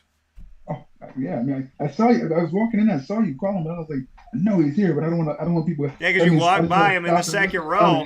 And I'm like, Drum. And I didn't want to yell because I know how my voice is. My broadcast, I didn't want to be like, Drum. You know what I mean? I was going to be like, Grenade Wessel. But I was like. I knew you were in there. I just didn't want to, I didn't want to have, I just didn't want to look around and have people be like, what is he doing? I was going to do an eagle thing. I was going to be like, caw. But, yeah, no, I mean, and I did. I mean, I got to see you after. And it was great. We got to walk out together. But, I mean, beyond everything else, dude, listen, ups, downs, rights, lefts, in-betweens, you've always been there for me. And, we got somebody that sounds like he's going to be there for the alumni, for the kids, for the community, for the city, for the school. And I just want to thank you for being someone who does show up. And, I mean, I always try to find the perfect words, but when it comes to you, it's hard because you're above those words. Just thank you for being you, man. I mean, you changed my life 11 years ago, and I got your back always. Same here, bro. Love you, kid. I love you too, man. There it is. Love you, kid. I got to put it on. That's how my phone's got to ring when Drum calls. It's got to be like, love you, kid. Love you, kid. Pick up your damn phone. You're not going to pick up the phone? So, Rob, as always, I appreciate you, brother, and I love you back. All right, kid. All right, man. I'll talk to you later. See you. And here on Wake Up Call. So let's take a step aside for a fast break. Have some fun with that. Hear from some fantastic people in Central and Upstate New York. And we'll be back after this. We're going to hear what John Wildhack had to say in his address introducing Fran Brown. And, of course, we will get into Fran Brown's responses to my questions and a lot of great stuff coming up here. We have only just begun. 20 years into my career, we've only just begun. 5 seconds into Fran being the head coach of Syracuse, we've only just begun. And we'll be back on Wake Up Call right after this.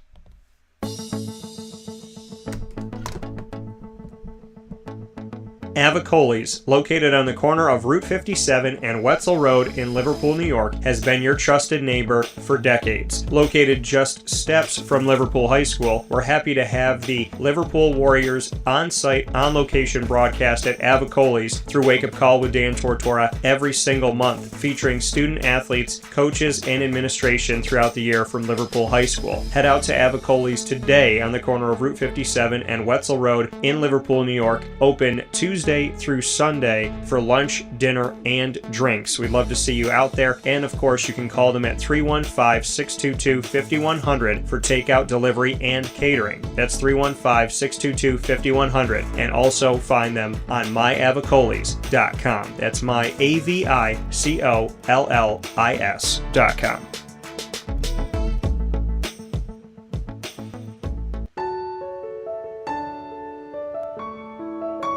Having peace of mind when you're out of town that your furry-loving friend is safe and sound means taking them to Canine Campground, because we all know that when it comes to the love of our pets, it goes well beyond the call of duty to make sure they're safe and sound. Right, Lily? So take a ride to 242 Johnson Street in East Syracuse, New York, and see Canine Campground and where your dog will be staying, in the classic cabin, the executive cabin, the grand cabin, or of course the luxury cabin, because if you know Lily, you know she loves luxury. Now you don't have to wait to the last minute to find a family member or a friend that'll take your dog for a few days. Call Canine Campground at 315-299-4013. That's 315-299-4013. Their drop-off and pickup times are Monday through Sunday. Check K9campground.com for more information. That's the letter K, the number 9, and campground spelled with a K.com. K9campground.com. When you're going out of town, bring your dog to Canine Campground.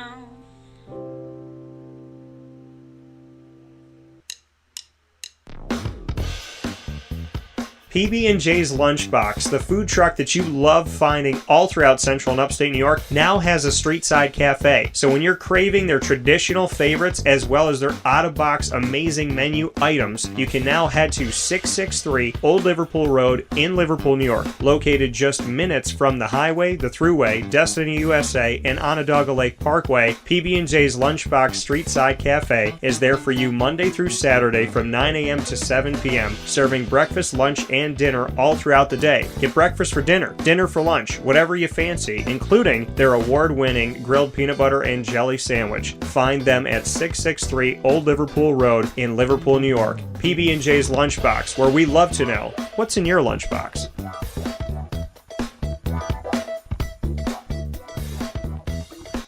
If I had to describe it, I would like to say welcoming and kind of homey. Like, I feel home when I'm here. Here's a special message from North Star Nutrition in North Syracuse and Nutrition Wave in Cicero on their very unique shakes and teas. I always ask them, are you looking for a shake or a tea? Like, are you hungry or do you need a little bit of a pick-me-up? And then from there, I normally gear it towards whichever they prefer. So I say we offer full meal replacement shakes. They're 24 grams of protein, 21 vitamins and minerals. So the vitamins and minerals in that shake make it a full meal. And you'll stay full for about 4 or 5 hours. And if they want a tea, then I'll tell them that there's either 115 to 200 milligrams of caffeine. I would compare it to maybe 2 cups of coffee, and I explain all the benefits that are in the tea. Like, they have B vitamins to sustain your energy all day long. They have a tea for mental clarity and focus. They have a thermogenic tea to help boost your metabolism, burn calories. Aloe is great for nutrient absorption and digestion. And I say there's other flavors in it for the pretty colors and flavors. I always ask them, like, what's your favorite lollipop flavor? And then I'll go from there, and I'm like, well, believe it or not, there's less than a gram of sugar and it's good for you. The shakes, I say it's like your favorite candy bar or your favorite ice cream, because you've had them. It genuinely does not taste like a regular protein shake. This was the first yes that I've ever given, because I've always been like too shy or too scared to like talk to people or anything, and this just kind of really opened me up. I've stayed here so long because I just love seeing everybody's faces, having them like sit down at the bar and just telling us little tidbits about their life. You really have no idea what's going on in other people's life, and I feel like this job specifically really puts it into perspective and just kind of helps you enjoy other people's presence. As like a young adult and as a person, I have learned so much working here. Like, to me, it's way more than just shakes and teas. For healthy drinks that taste amazing in a welcoming atmosphere, head to North Star Nutrition on 628 South Main Street in North Syracuse and Nutrition Wave on 6197 State Route 31 in Cicero. Open 7 days a week at each location.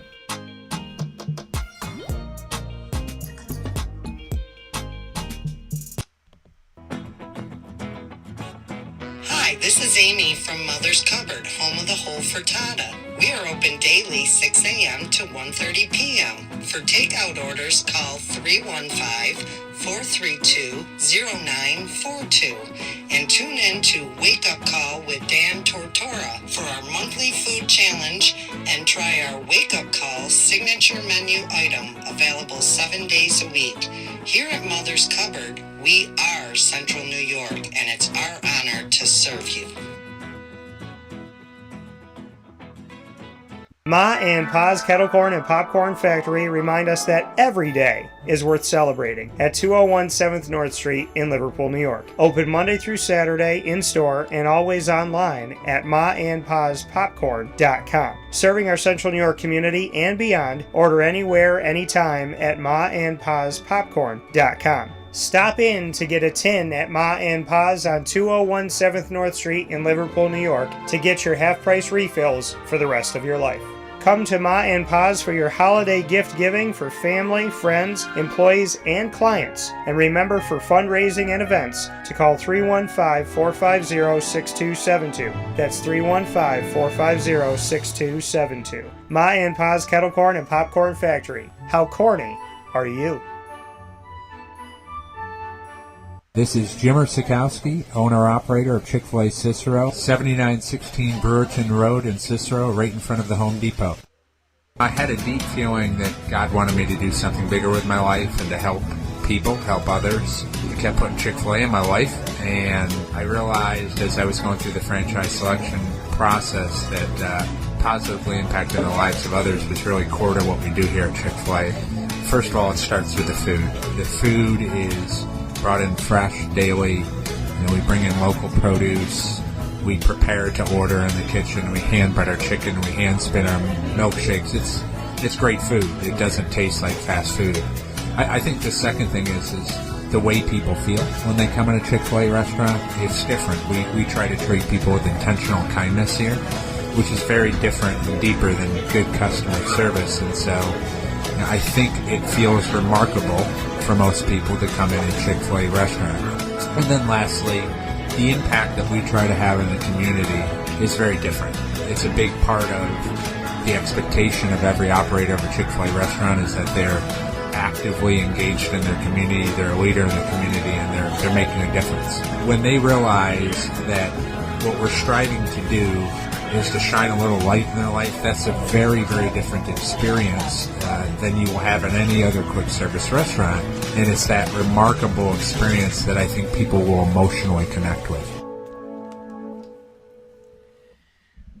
Welcome back here to Wake Up Call with Dan Tortora, inside of Where Sports Meets Life. Proud to be here with you every Monday through Friday from 9 a.m. to 11 a.m. Eastern Time on YouTube.com, Facebook.com, both /WakeUpCallDT, and on wakeupcalldt.podbean.com. So however you're connected with the show, we thank you so much, as always, for being a part of Wake Up Call and showing the support in all of the wonderful ways that you do. With that being said, I want to get into my conversations with the new Syracuse head coach, Fran Brown, as well as the opening address of John Wildhack. So I'm going to go ahead and play for you the opening address of John Wildhack, the director of athletics at Syracuse University, and what he had to say about bringing on Fran and why he chose to do so.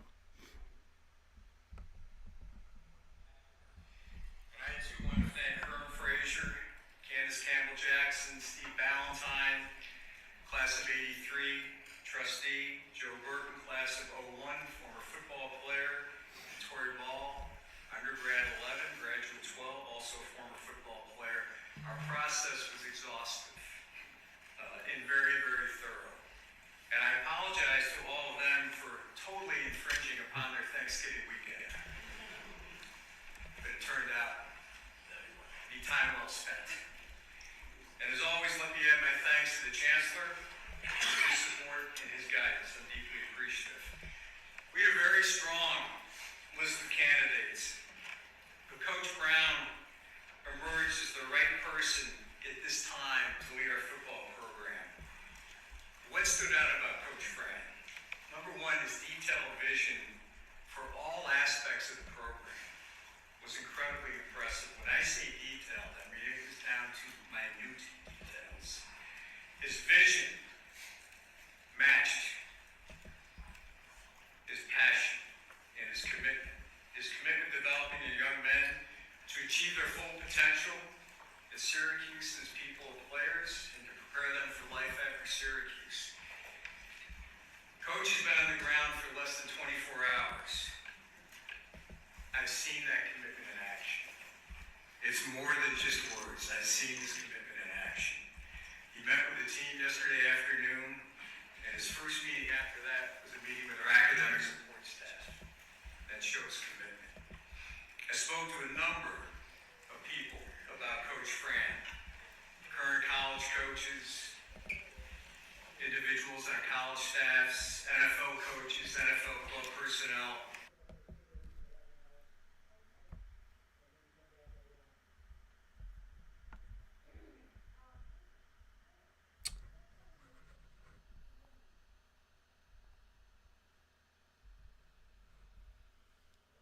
And it looks like we have a pause here.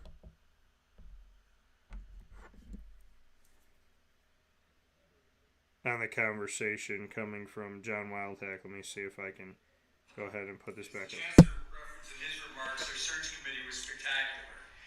And I too want to thank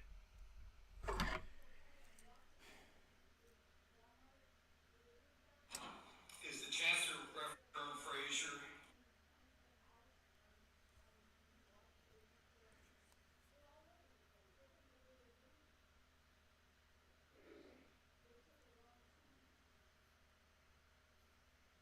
So the words from John Wildhack talking about the process, talking about going into Thanksgiving time and it being time well spent to put it all together to make this happen. It's something that Fran had spoken about as well, that they called him during that time period. I'm going to go ahead and go back into this. University and for our community. He spent the last 15 years preparing for today. His experience at Temple, at Baylor, at Rutgers, in Georgia, have him well prepared to lead our program. I'm excited about the future of our football program. I ask and encourage the Central New York community to welcome and support Coach Fran and his family. Orange alumni and fans around the world, you can support Coach Fran in a variety of ways. And to our football alums, I ask each and every one of you to fully support Coach Fran, his staff, and our team. You play a huge role in getting this program to where we all want it to be. A new era of Syracuse football begins today. Please join me in welcoming head coach Fran Brown. And after that, presenting Fran Brown with a 44 jersey that says Brown on it, which is obviously incredible for Fran Brown. And seeing number 44 with Brown makes us think of course, the late, great Jim Brown. So great to see number 44. I think it's an awesome recruiting tool for Syracuse. And to be able to see that with Fran and get a bunch of great pictures of that was awesome. Now I want to get into my Q&A with Fran, which is going to lead us into the ingredients to success. The ingredients to success, proudly presented by the fantastic team at Avicolli's on 7839 Oswego Road in Liverpool, New York. Open Tuesday through Sunday. Make sure you go there for lunch, dinner, and drinks. As always, drink responsibly. They have their casual pizza side, their fine dining side, their bar, and of course you can call them at 315-622-5100 for takeout, delivery, and catering. That's 315-622-5100. Here are my two questions to Fran Brown in his introductory press conference at Syracuse University as the 31st head coach in history. Here is Fran speaking with me on the relationships that he formed off of the conversation I had with Kirby Smart, the head coach of Georgia. So those relationships in Georgia, as well as why he picked the Orange. Coach, welcome to Syracuse. Dan Tortora, wakeupcalldt.com. I spoke with Kirby Smart yesterday, and he said Braden had the toughest kind of place when you decided to leave. Just what you can say about those relationships in your family and building off of that to go a little bit deeper and how important that is to you. And when you talk about family, why the Orange family of alumni is so important. So you asked about my relationship with those guys and how it was leaving. Yep. It was tough. It was hard. I really grew a relationship with Muschamp. You know, and which I'm trying to do some things with Muschamp. But I grew a good relationship with Muschamp. So that was tough. Billy Schumann is the guy that made the call. And we got like a running joke. He called like 2 years ago, and we always went by, glad you made that call. Because I was losing at this other school, and then I got to go there and win a championship. And then Kirby Smart is just one of the most competitive guys I've ever been around. And he's taught me so much in 2 years. I mean, this dude, when I first got there, I tried to sit as far away from him as possible. He said, no, Frank, you told me, and you was going to get the best players. And I told you I was going to help you become a head coach. Sit right here, buddy. So I had to sit literally right next to him for 2 straight years. And I got a section in here that says smart notes. It's just like that. It was just really good. I mean, his wife was an amazing lady, Miss Mary Beth. She did a great job with my wife, just showing her stuff. And then his son, Andrew, with the twins. I mean, so that relationship, the relationships with all the other guys on the staff, I always keep them because it was genuine. You know, there's some relationships with some guys that wasn't real, so it's always hard to leave it, but when you leave it for better, you know, to better yourself, then it becomes simple. And then coming here, like, why not? See, that's the thing I look at, like, why wouldn't I? Like I said, I read this one thing, because my wife, she, like, sometimes will look at stuff, and then my son, I'm like, yo, leave me alone. But it was like, why would you want to leave Georgia to come here? I said, you see how much money this man offered me?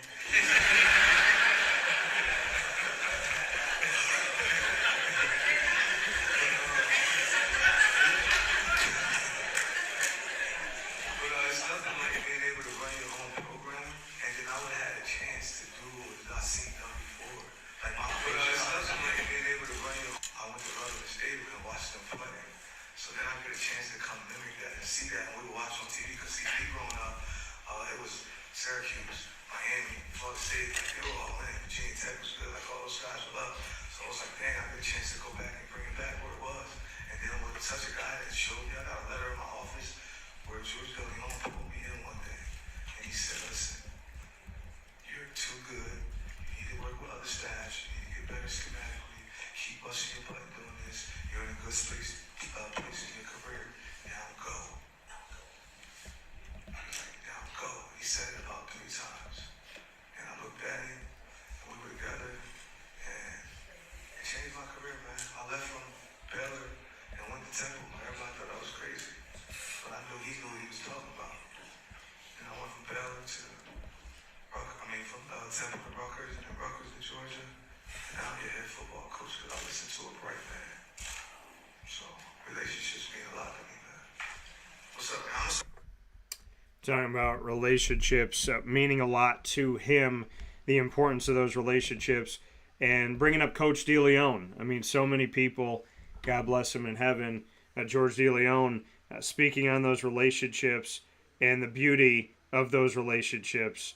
And to have a relationship like that with Coach DeLeon and Coach P, to talk to Coach P and have those bonds, he's not just saying that he understands Syracuse, that he's working to learn about and grow and get the city, but that he's trying to live it, and he has those connections. He has Coach P, he has DeLeon, he wants the alumni involved. Like, he didn't just come in here like, I don't know anything about anybody, and I'm going to go in here, I'm going to be here for a couple of years and see y'all later. The fact that he had the bonds that he had and just kind of released all this knowledge on us really goes to show that you don't know somebody till you know somebody, and it was music to my ears. Here's Fran. Speaking of knowing somebody, connecting with the community, here's what Fran had to say to me about the Syracuse alumni. A bunch of them were in attendance. A bunch of them were watching throughout the world. Questions. Let's go to Dan.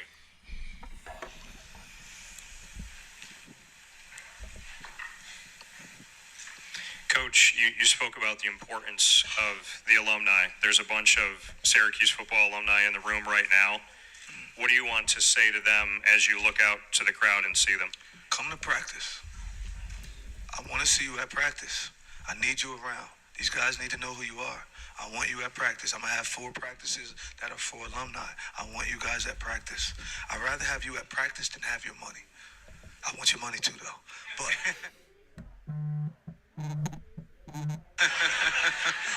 But come to practice. Like, we just want you at practice, man. I want to get your thoughts.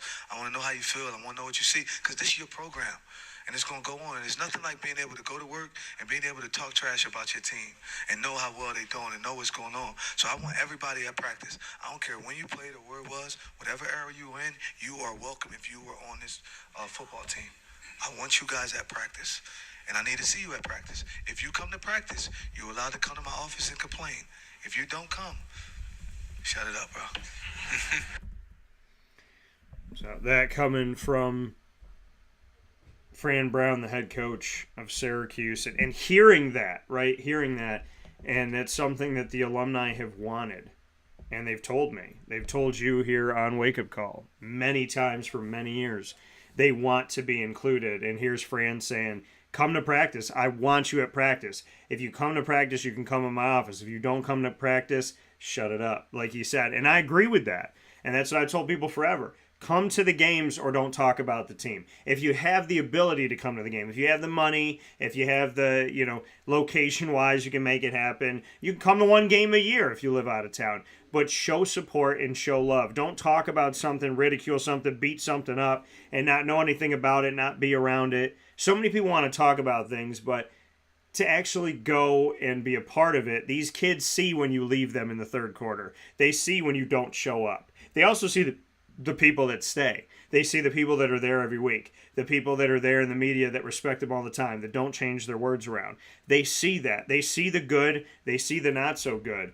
And we have a choice of who we're going to be and what we're going to do and how involved we're going to be. But these alumni, unfortunately, have not had a choice in recent history because they haven't been allowed on campus. They haven't been allowed in events. They haven't been allowed in the Ernie Davis room. They haven't been allowed to stand on the sideline. They haven't been allowed to be a part of these kids' lives. And Fran's saying he's going to change that. And to me, that is one of the greatest decisions and one of the easiest decisions that any head coach should be able to make. And I'm happy to hear Fran say it, and I'm happy to see it come to fruition.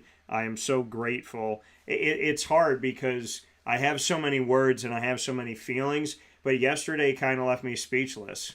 It kind of took, the air right out of my lungs in a good way, because we're talking about love. We're talking about passion. We're talking about care. We're talking about remembering history, knowing where you came from so you know where you're going. There's so many good things that have come from that conversation, and they lead right into the ingredients to success, proudly presented by the wonderful team at Avicolli's on 7839 Oswego Road in Liverpool, New York, right down the road from Liverpool High School, within walking distance. It's the place where we do our monthly Liverpool Warriors broadcast featuring student athletes, coaches, and as well as administration. I'm so honored and so privileged to have the opportunity to speak with Liverpool all throughout the year and to talk to the wonderful people that make up their community, and I'm so grateful for them. And that kind of bonds it all together.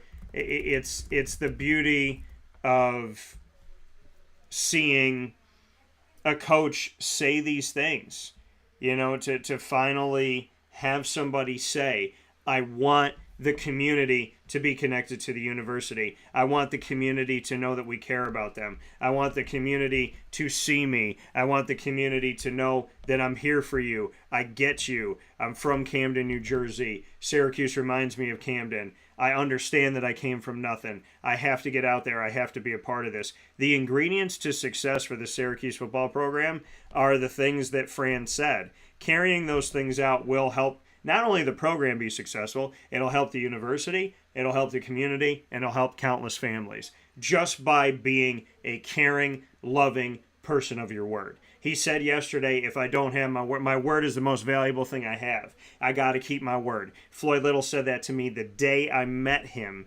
in that same exact room years ago. Floyd said that to my face. He said, what is the definition of insanity? Doing the same thing over and over again, expecting a different result. Rob Drummond and I have said that for years about what Syracuse football and Syracuse University were not doing right, which is something that Fran wants to change. He echoed our sentiments of the alumni. The ingredients to success of building this program, getting rid of the definition of insanity, being a person of your word, holding people accountable, involving the alumni, doing the 6-hour radius, respecting the Northeast, recruiting the Northeast, having those ties, having those bonds, seeing the kids in our community and not letting them leave the community, seeing kids in the entire Northeast and not letting them leave the Northeast without having every single opportunity and message from Syracuse that they are respected, they are appreciated, and that they have a home at Syracuse University.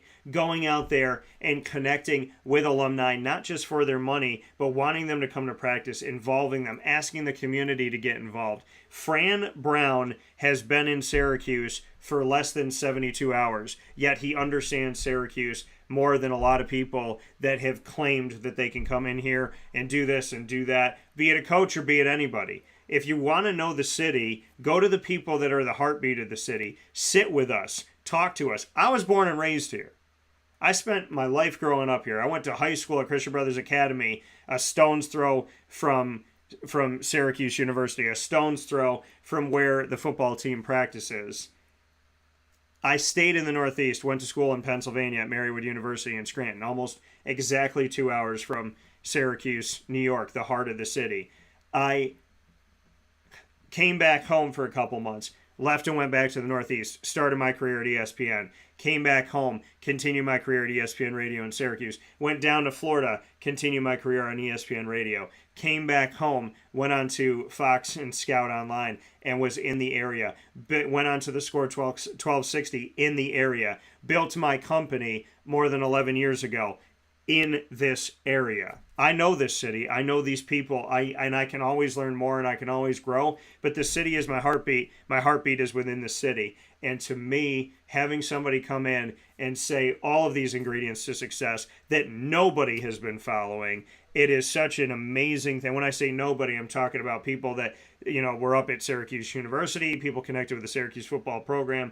The amount of love and respect and care and concern. If you want to be successful at Syracuse and you want the university and the city to grow and to blossom, getting the football program successful is getting the community successful. Getting the community successful is going to feed the university. And the football program is the bridge, right? The football program can help the university connect with the community. The 6-hour radius, the kids in the area, the underprivileged, the people that need our help in general. Fran wanting to do community service, wanting to do it thanklessly with no cameras on. Fran wanting to involve the alumni. Fran understanding we run the ball and we play tough defense. Fran quoting Paul Pasqualoni and George DeLeon, talking about Steve Adazio. Fran Brown gets Syracuse, and I found that out very quickly. I didn't know his connection. I knew none of these things, and this man told me I spoke out of turn.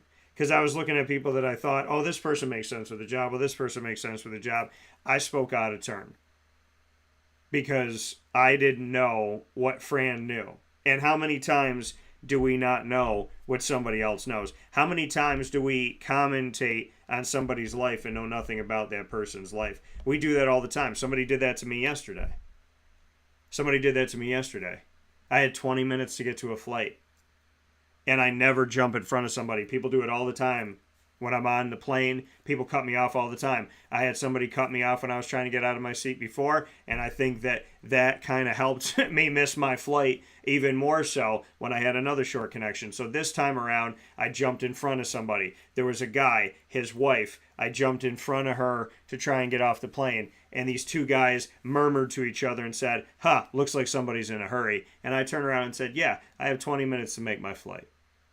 I don't want to jump in front of anybody. People have done this to me a million times. I didn't want to jump in front of this woman. I felt bad doing it. I was trying to give myself a fighting chance. Do they know I have a neck injury? Do they know I can't run? Do they know my neck's been hurting me all day? Do they know that I'm exhausted? Do they know that I have to go from one terminal to another terminal? Do they know that this airline didn't give me enough time to get there?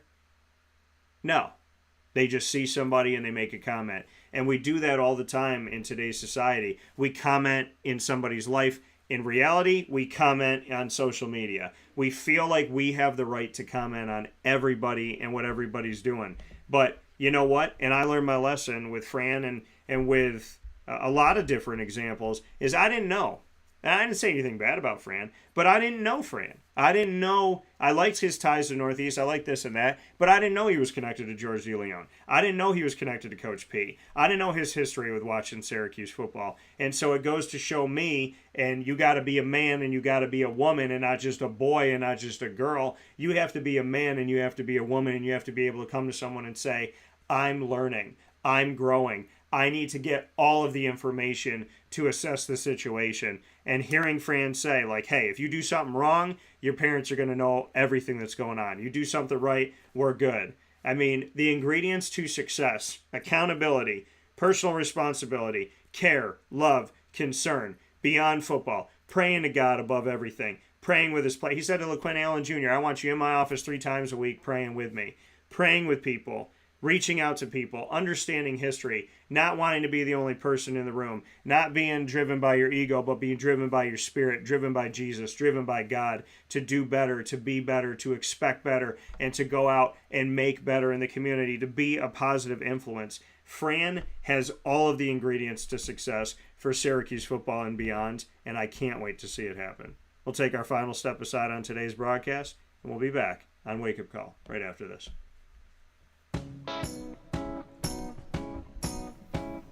In these unique times, there are those in our community that give us a sense of normalcy and positivity. Pizza Man on 50 Oswego Street in Baldwinsville has been here for you for over 35 years and is here now. Call 315-638-1234 or order online at pizzamanbville.com to bring those familiar tastes into your home. And remember to come see our monthly on-site broadcasts centered around the community and our Baldwinsville Bees. Pizza Man in Baldwinsville. Any way you slice it, they are always here for you.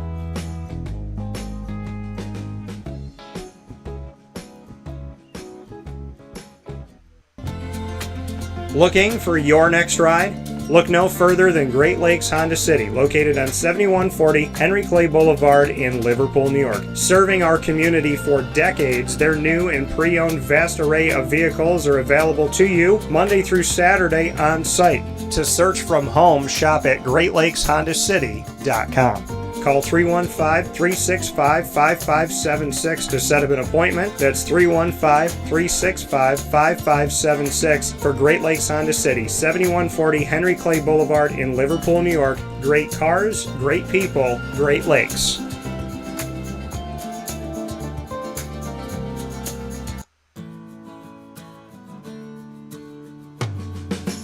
Our corporate purpose at Chick-fil-A is to glorify God by being faithful stewards of all that's entrusted to us and to positively influence all those who come in contact with Chick-fil-A. And what became increasingly clear from our success in Cicero is that people love Chick-fil-A. And also I think we recognized that, we had a great opportunity to grow the brand and grow our platform. I felt incredibly grateful when I was selected to be a Chick-fil-A operator. I think what it's meant for me, what I've come to realize on a very deep level is that this is a calling for me. It's not a career, it's not a job. The Lord called me to be a Chick-fil-A operator and to use these restaurants to glorify Him and to positively influence other people. I'm blessed. I'm very blessed. Head to Chick-fil-A Clay on 3974 State Route 31 in Liverpool, New York. Carvel DeWitt, it's what happy tastes like. Do you know why? Because we make ice cream. Creamy, rich, flavorful ice cream. Not yogurt or iced milk like some of our competitors. Ice cream. Fresh, by hand, daily. For the calorie conscious, we have something new for you. Our new Carvelite. Same great flavor, creaminess, and texture of our regular ice cream with only 35 calories an ounce. So whether you want an ice cream cake, flying saucer, dasher, carvalanche, hard or soft ice cream, we will satisfy your craving with our fresh, handmade regular or new Carvelite ice cream. Carvel DeWitt. It's what happy tastes like. The Wildcat Sports Pub in Camillus, New York is located on 3680 Milton Avenue in the Home Depot Plaza. It is your family-friendly sports bar and restaurant. Folks, some sports bars aren't family-friendly. Some family-friendly restaurants are not sports bars. The Wildcat Sports Pub in Camillus, New York is proud to be both. It is that marriage that you've been looking for years. The Wildcat Sports Pub is your home base for your sports bar and restaurant needs, games for the kids, indoor and outdoor activities, and enough things on the menu to come back every single week and get to try something new. They're open Sundays from noon to 8 p.m., Monday through Wednesday, 11 a.m. to 11 p.m., and Thursday through Saturday from 11 a.m. to midnight. For reservations and party information, call 315-487-2222 for the Wildcat family-friendly sports pub and restaurant.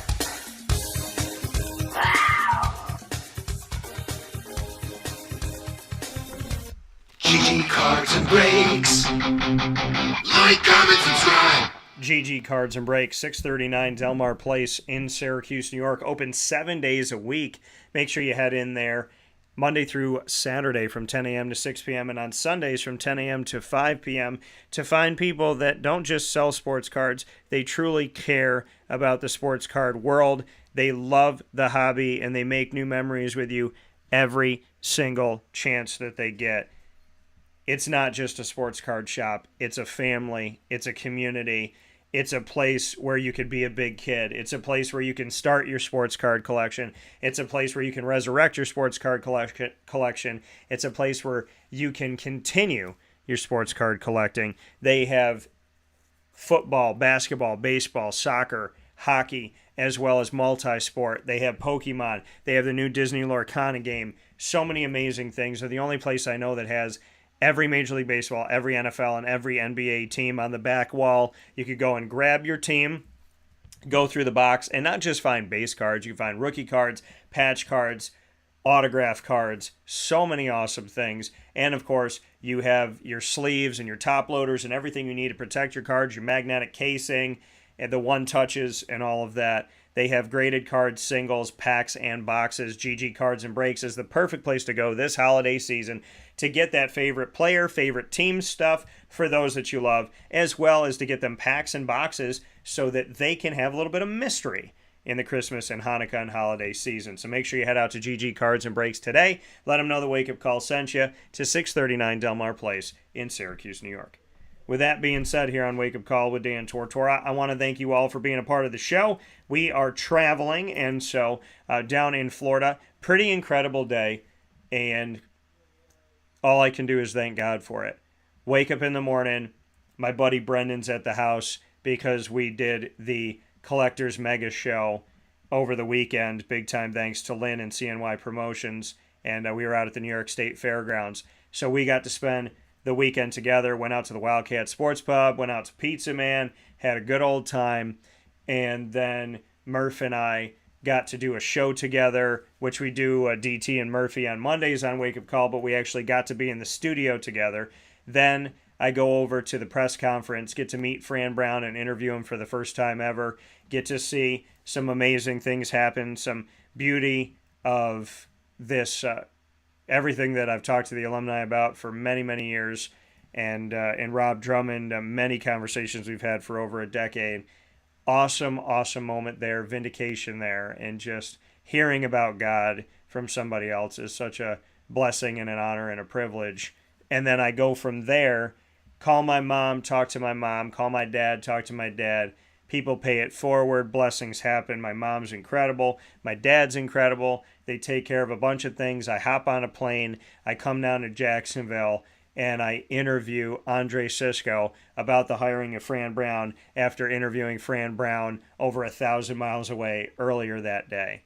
God is great. To be in my studio, to be on campus at Syracuse, and, to do everything that we got to do over the weekend and then be on campus at Syracuse in the morning and at Everbank Stadium at night. God is great.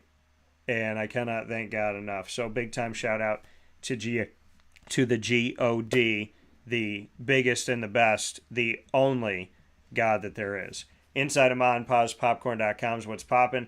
Thanks to Christy Salters Martin, as well as Pat Orr, inside of Christy's Corner, proudly presented by PB&J's Lunchbox. Head to PB&J's today on 663 Old Liverpool Road in Liverpool, New York.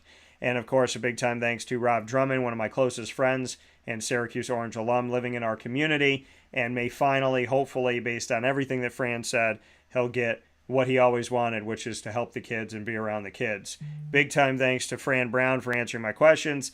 Thanks to John Wildhack, Fran Brown, and Kent Siverud for this hire and this opportunity, and Fran for saying yes. Big thanks to Avicolli's for the ingredients to success, proudly presented by the wonderful people at Avicolli's Ingredients to Success. Avicolli's on 7839 Oswego Road in Liverpool, New York, right down the road from Liverpool High School. You're with us every Monday through Friday from 9 a.m. to 11 a.m. Eastern Time on YouTube.com and Facebook.com, both /WakeUpCallDT, as well as on WakeUpCallDT.podbean.com, Monday through Friday from 9 a.m. to 11 a.m. Eastern Time. Once we go live, we jump into the archive.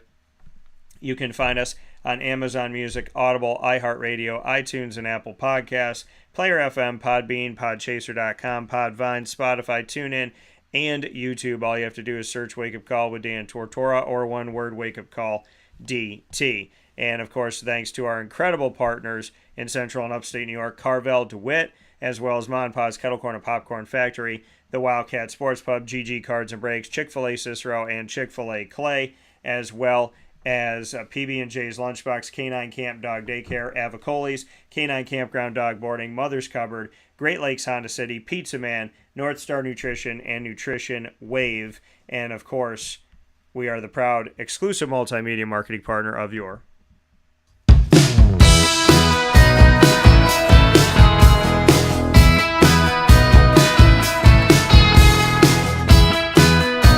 Lemoyne College Dolphins. It's Fins Up every single month on Wake Up Call with Dan Tortora. Hang out with the Dolphins Wednesdays at 9 a.m. Eastern Time during Dolphin Time, AD and DT with Athletics Director Bob Beretta and myself, Dan Tortora. And that is the first and third Wednesday of each month. Second and fourth Wednesday, the Dolphin Dive, diving into stories of student athletes, coaches, administration, future Dolphins, and alum. Find them all by going to the youtube.com /WakeUpCallDT channel. Click subscribe, hit the notification bell, and you can find the Lemoyne playlist on our YouTube channel to make it even easier to get to our Lemoyne content of over 2 years. You can also go to the exclusive partners tab on wakeupcalldt.com, and underneath that, find Lemoyne. For more information, go to LemoyneDolphins.com, support all of their teams, and Fins Up.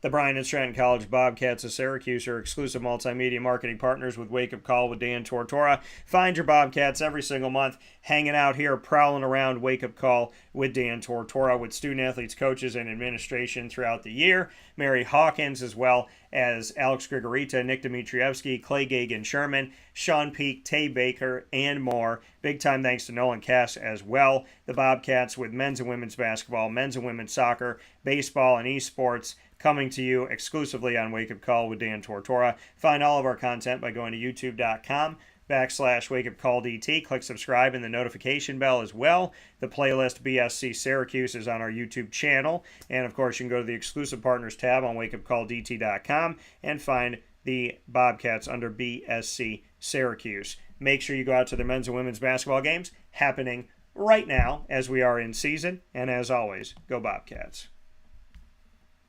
with that being said, here on Wake Up Call with Dan Tortora, I want to thank you for ad-libbing with me in our traveling. Happy to do this show with you and happy to have some fun with you as always. Big time shout out and many thanks again to Christy Salters Martin, Pat Orr, Rob Drummond, Fran Brown, and to each and every single one of you. I hope you have a fantastic day. I'm going to be sharing how you can donate to Christy's wonderful toy drive and to give back to the community of West Virginia and for her brother Randy Salter's memory. I will also be putting up the opportunity for you to connect with us in a very unique way with Wake Up Call, Superpowered Pop, Do Diz with Dan, Comic Book Trails, and Dan Tortora Broadcast Media as a whole. With that being said, Facebook at Wake Up Call DT, X at Call DT, Instagram at Wake Up Call _DT. God bless. No stress. Do your best. Prayers up, blessings down for everybody that needs it, including Trevor Lawrence.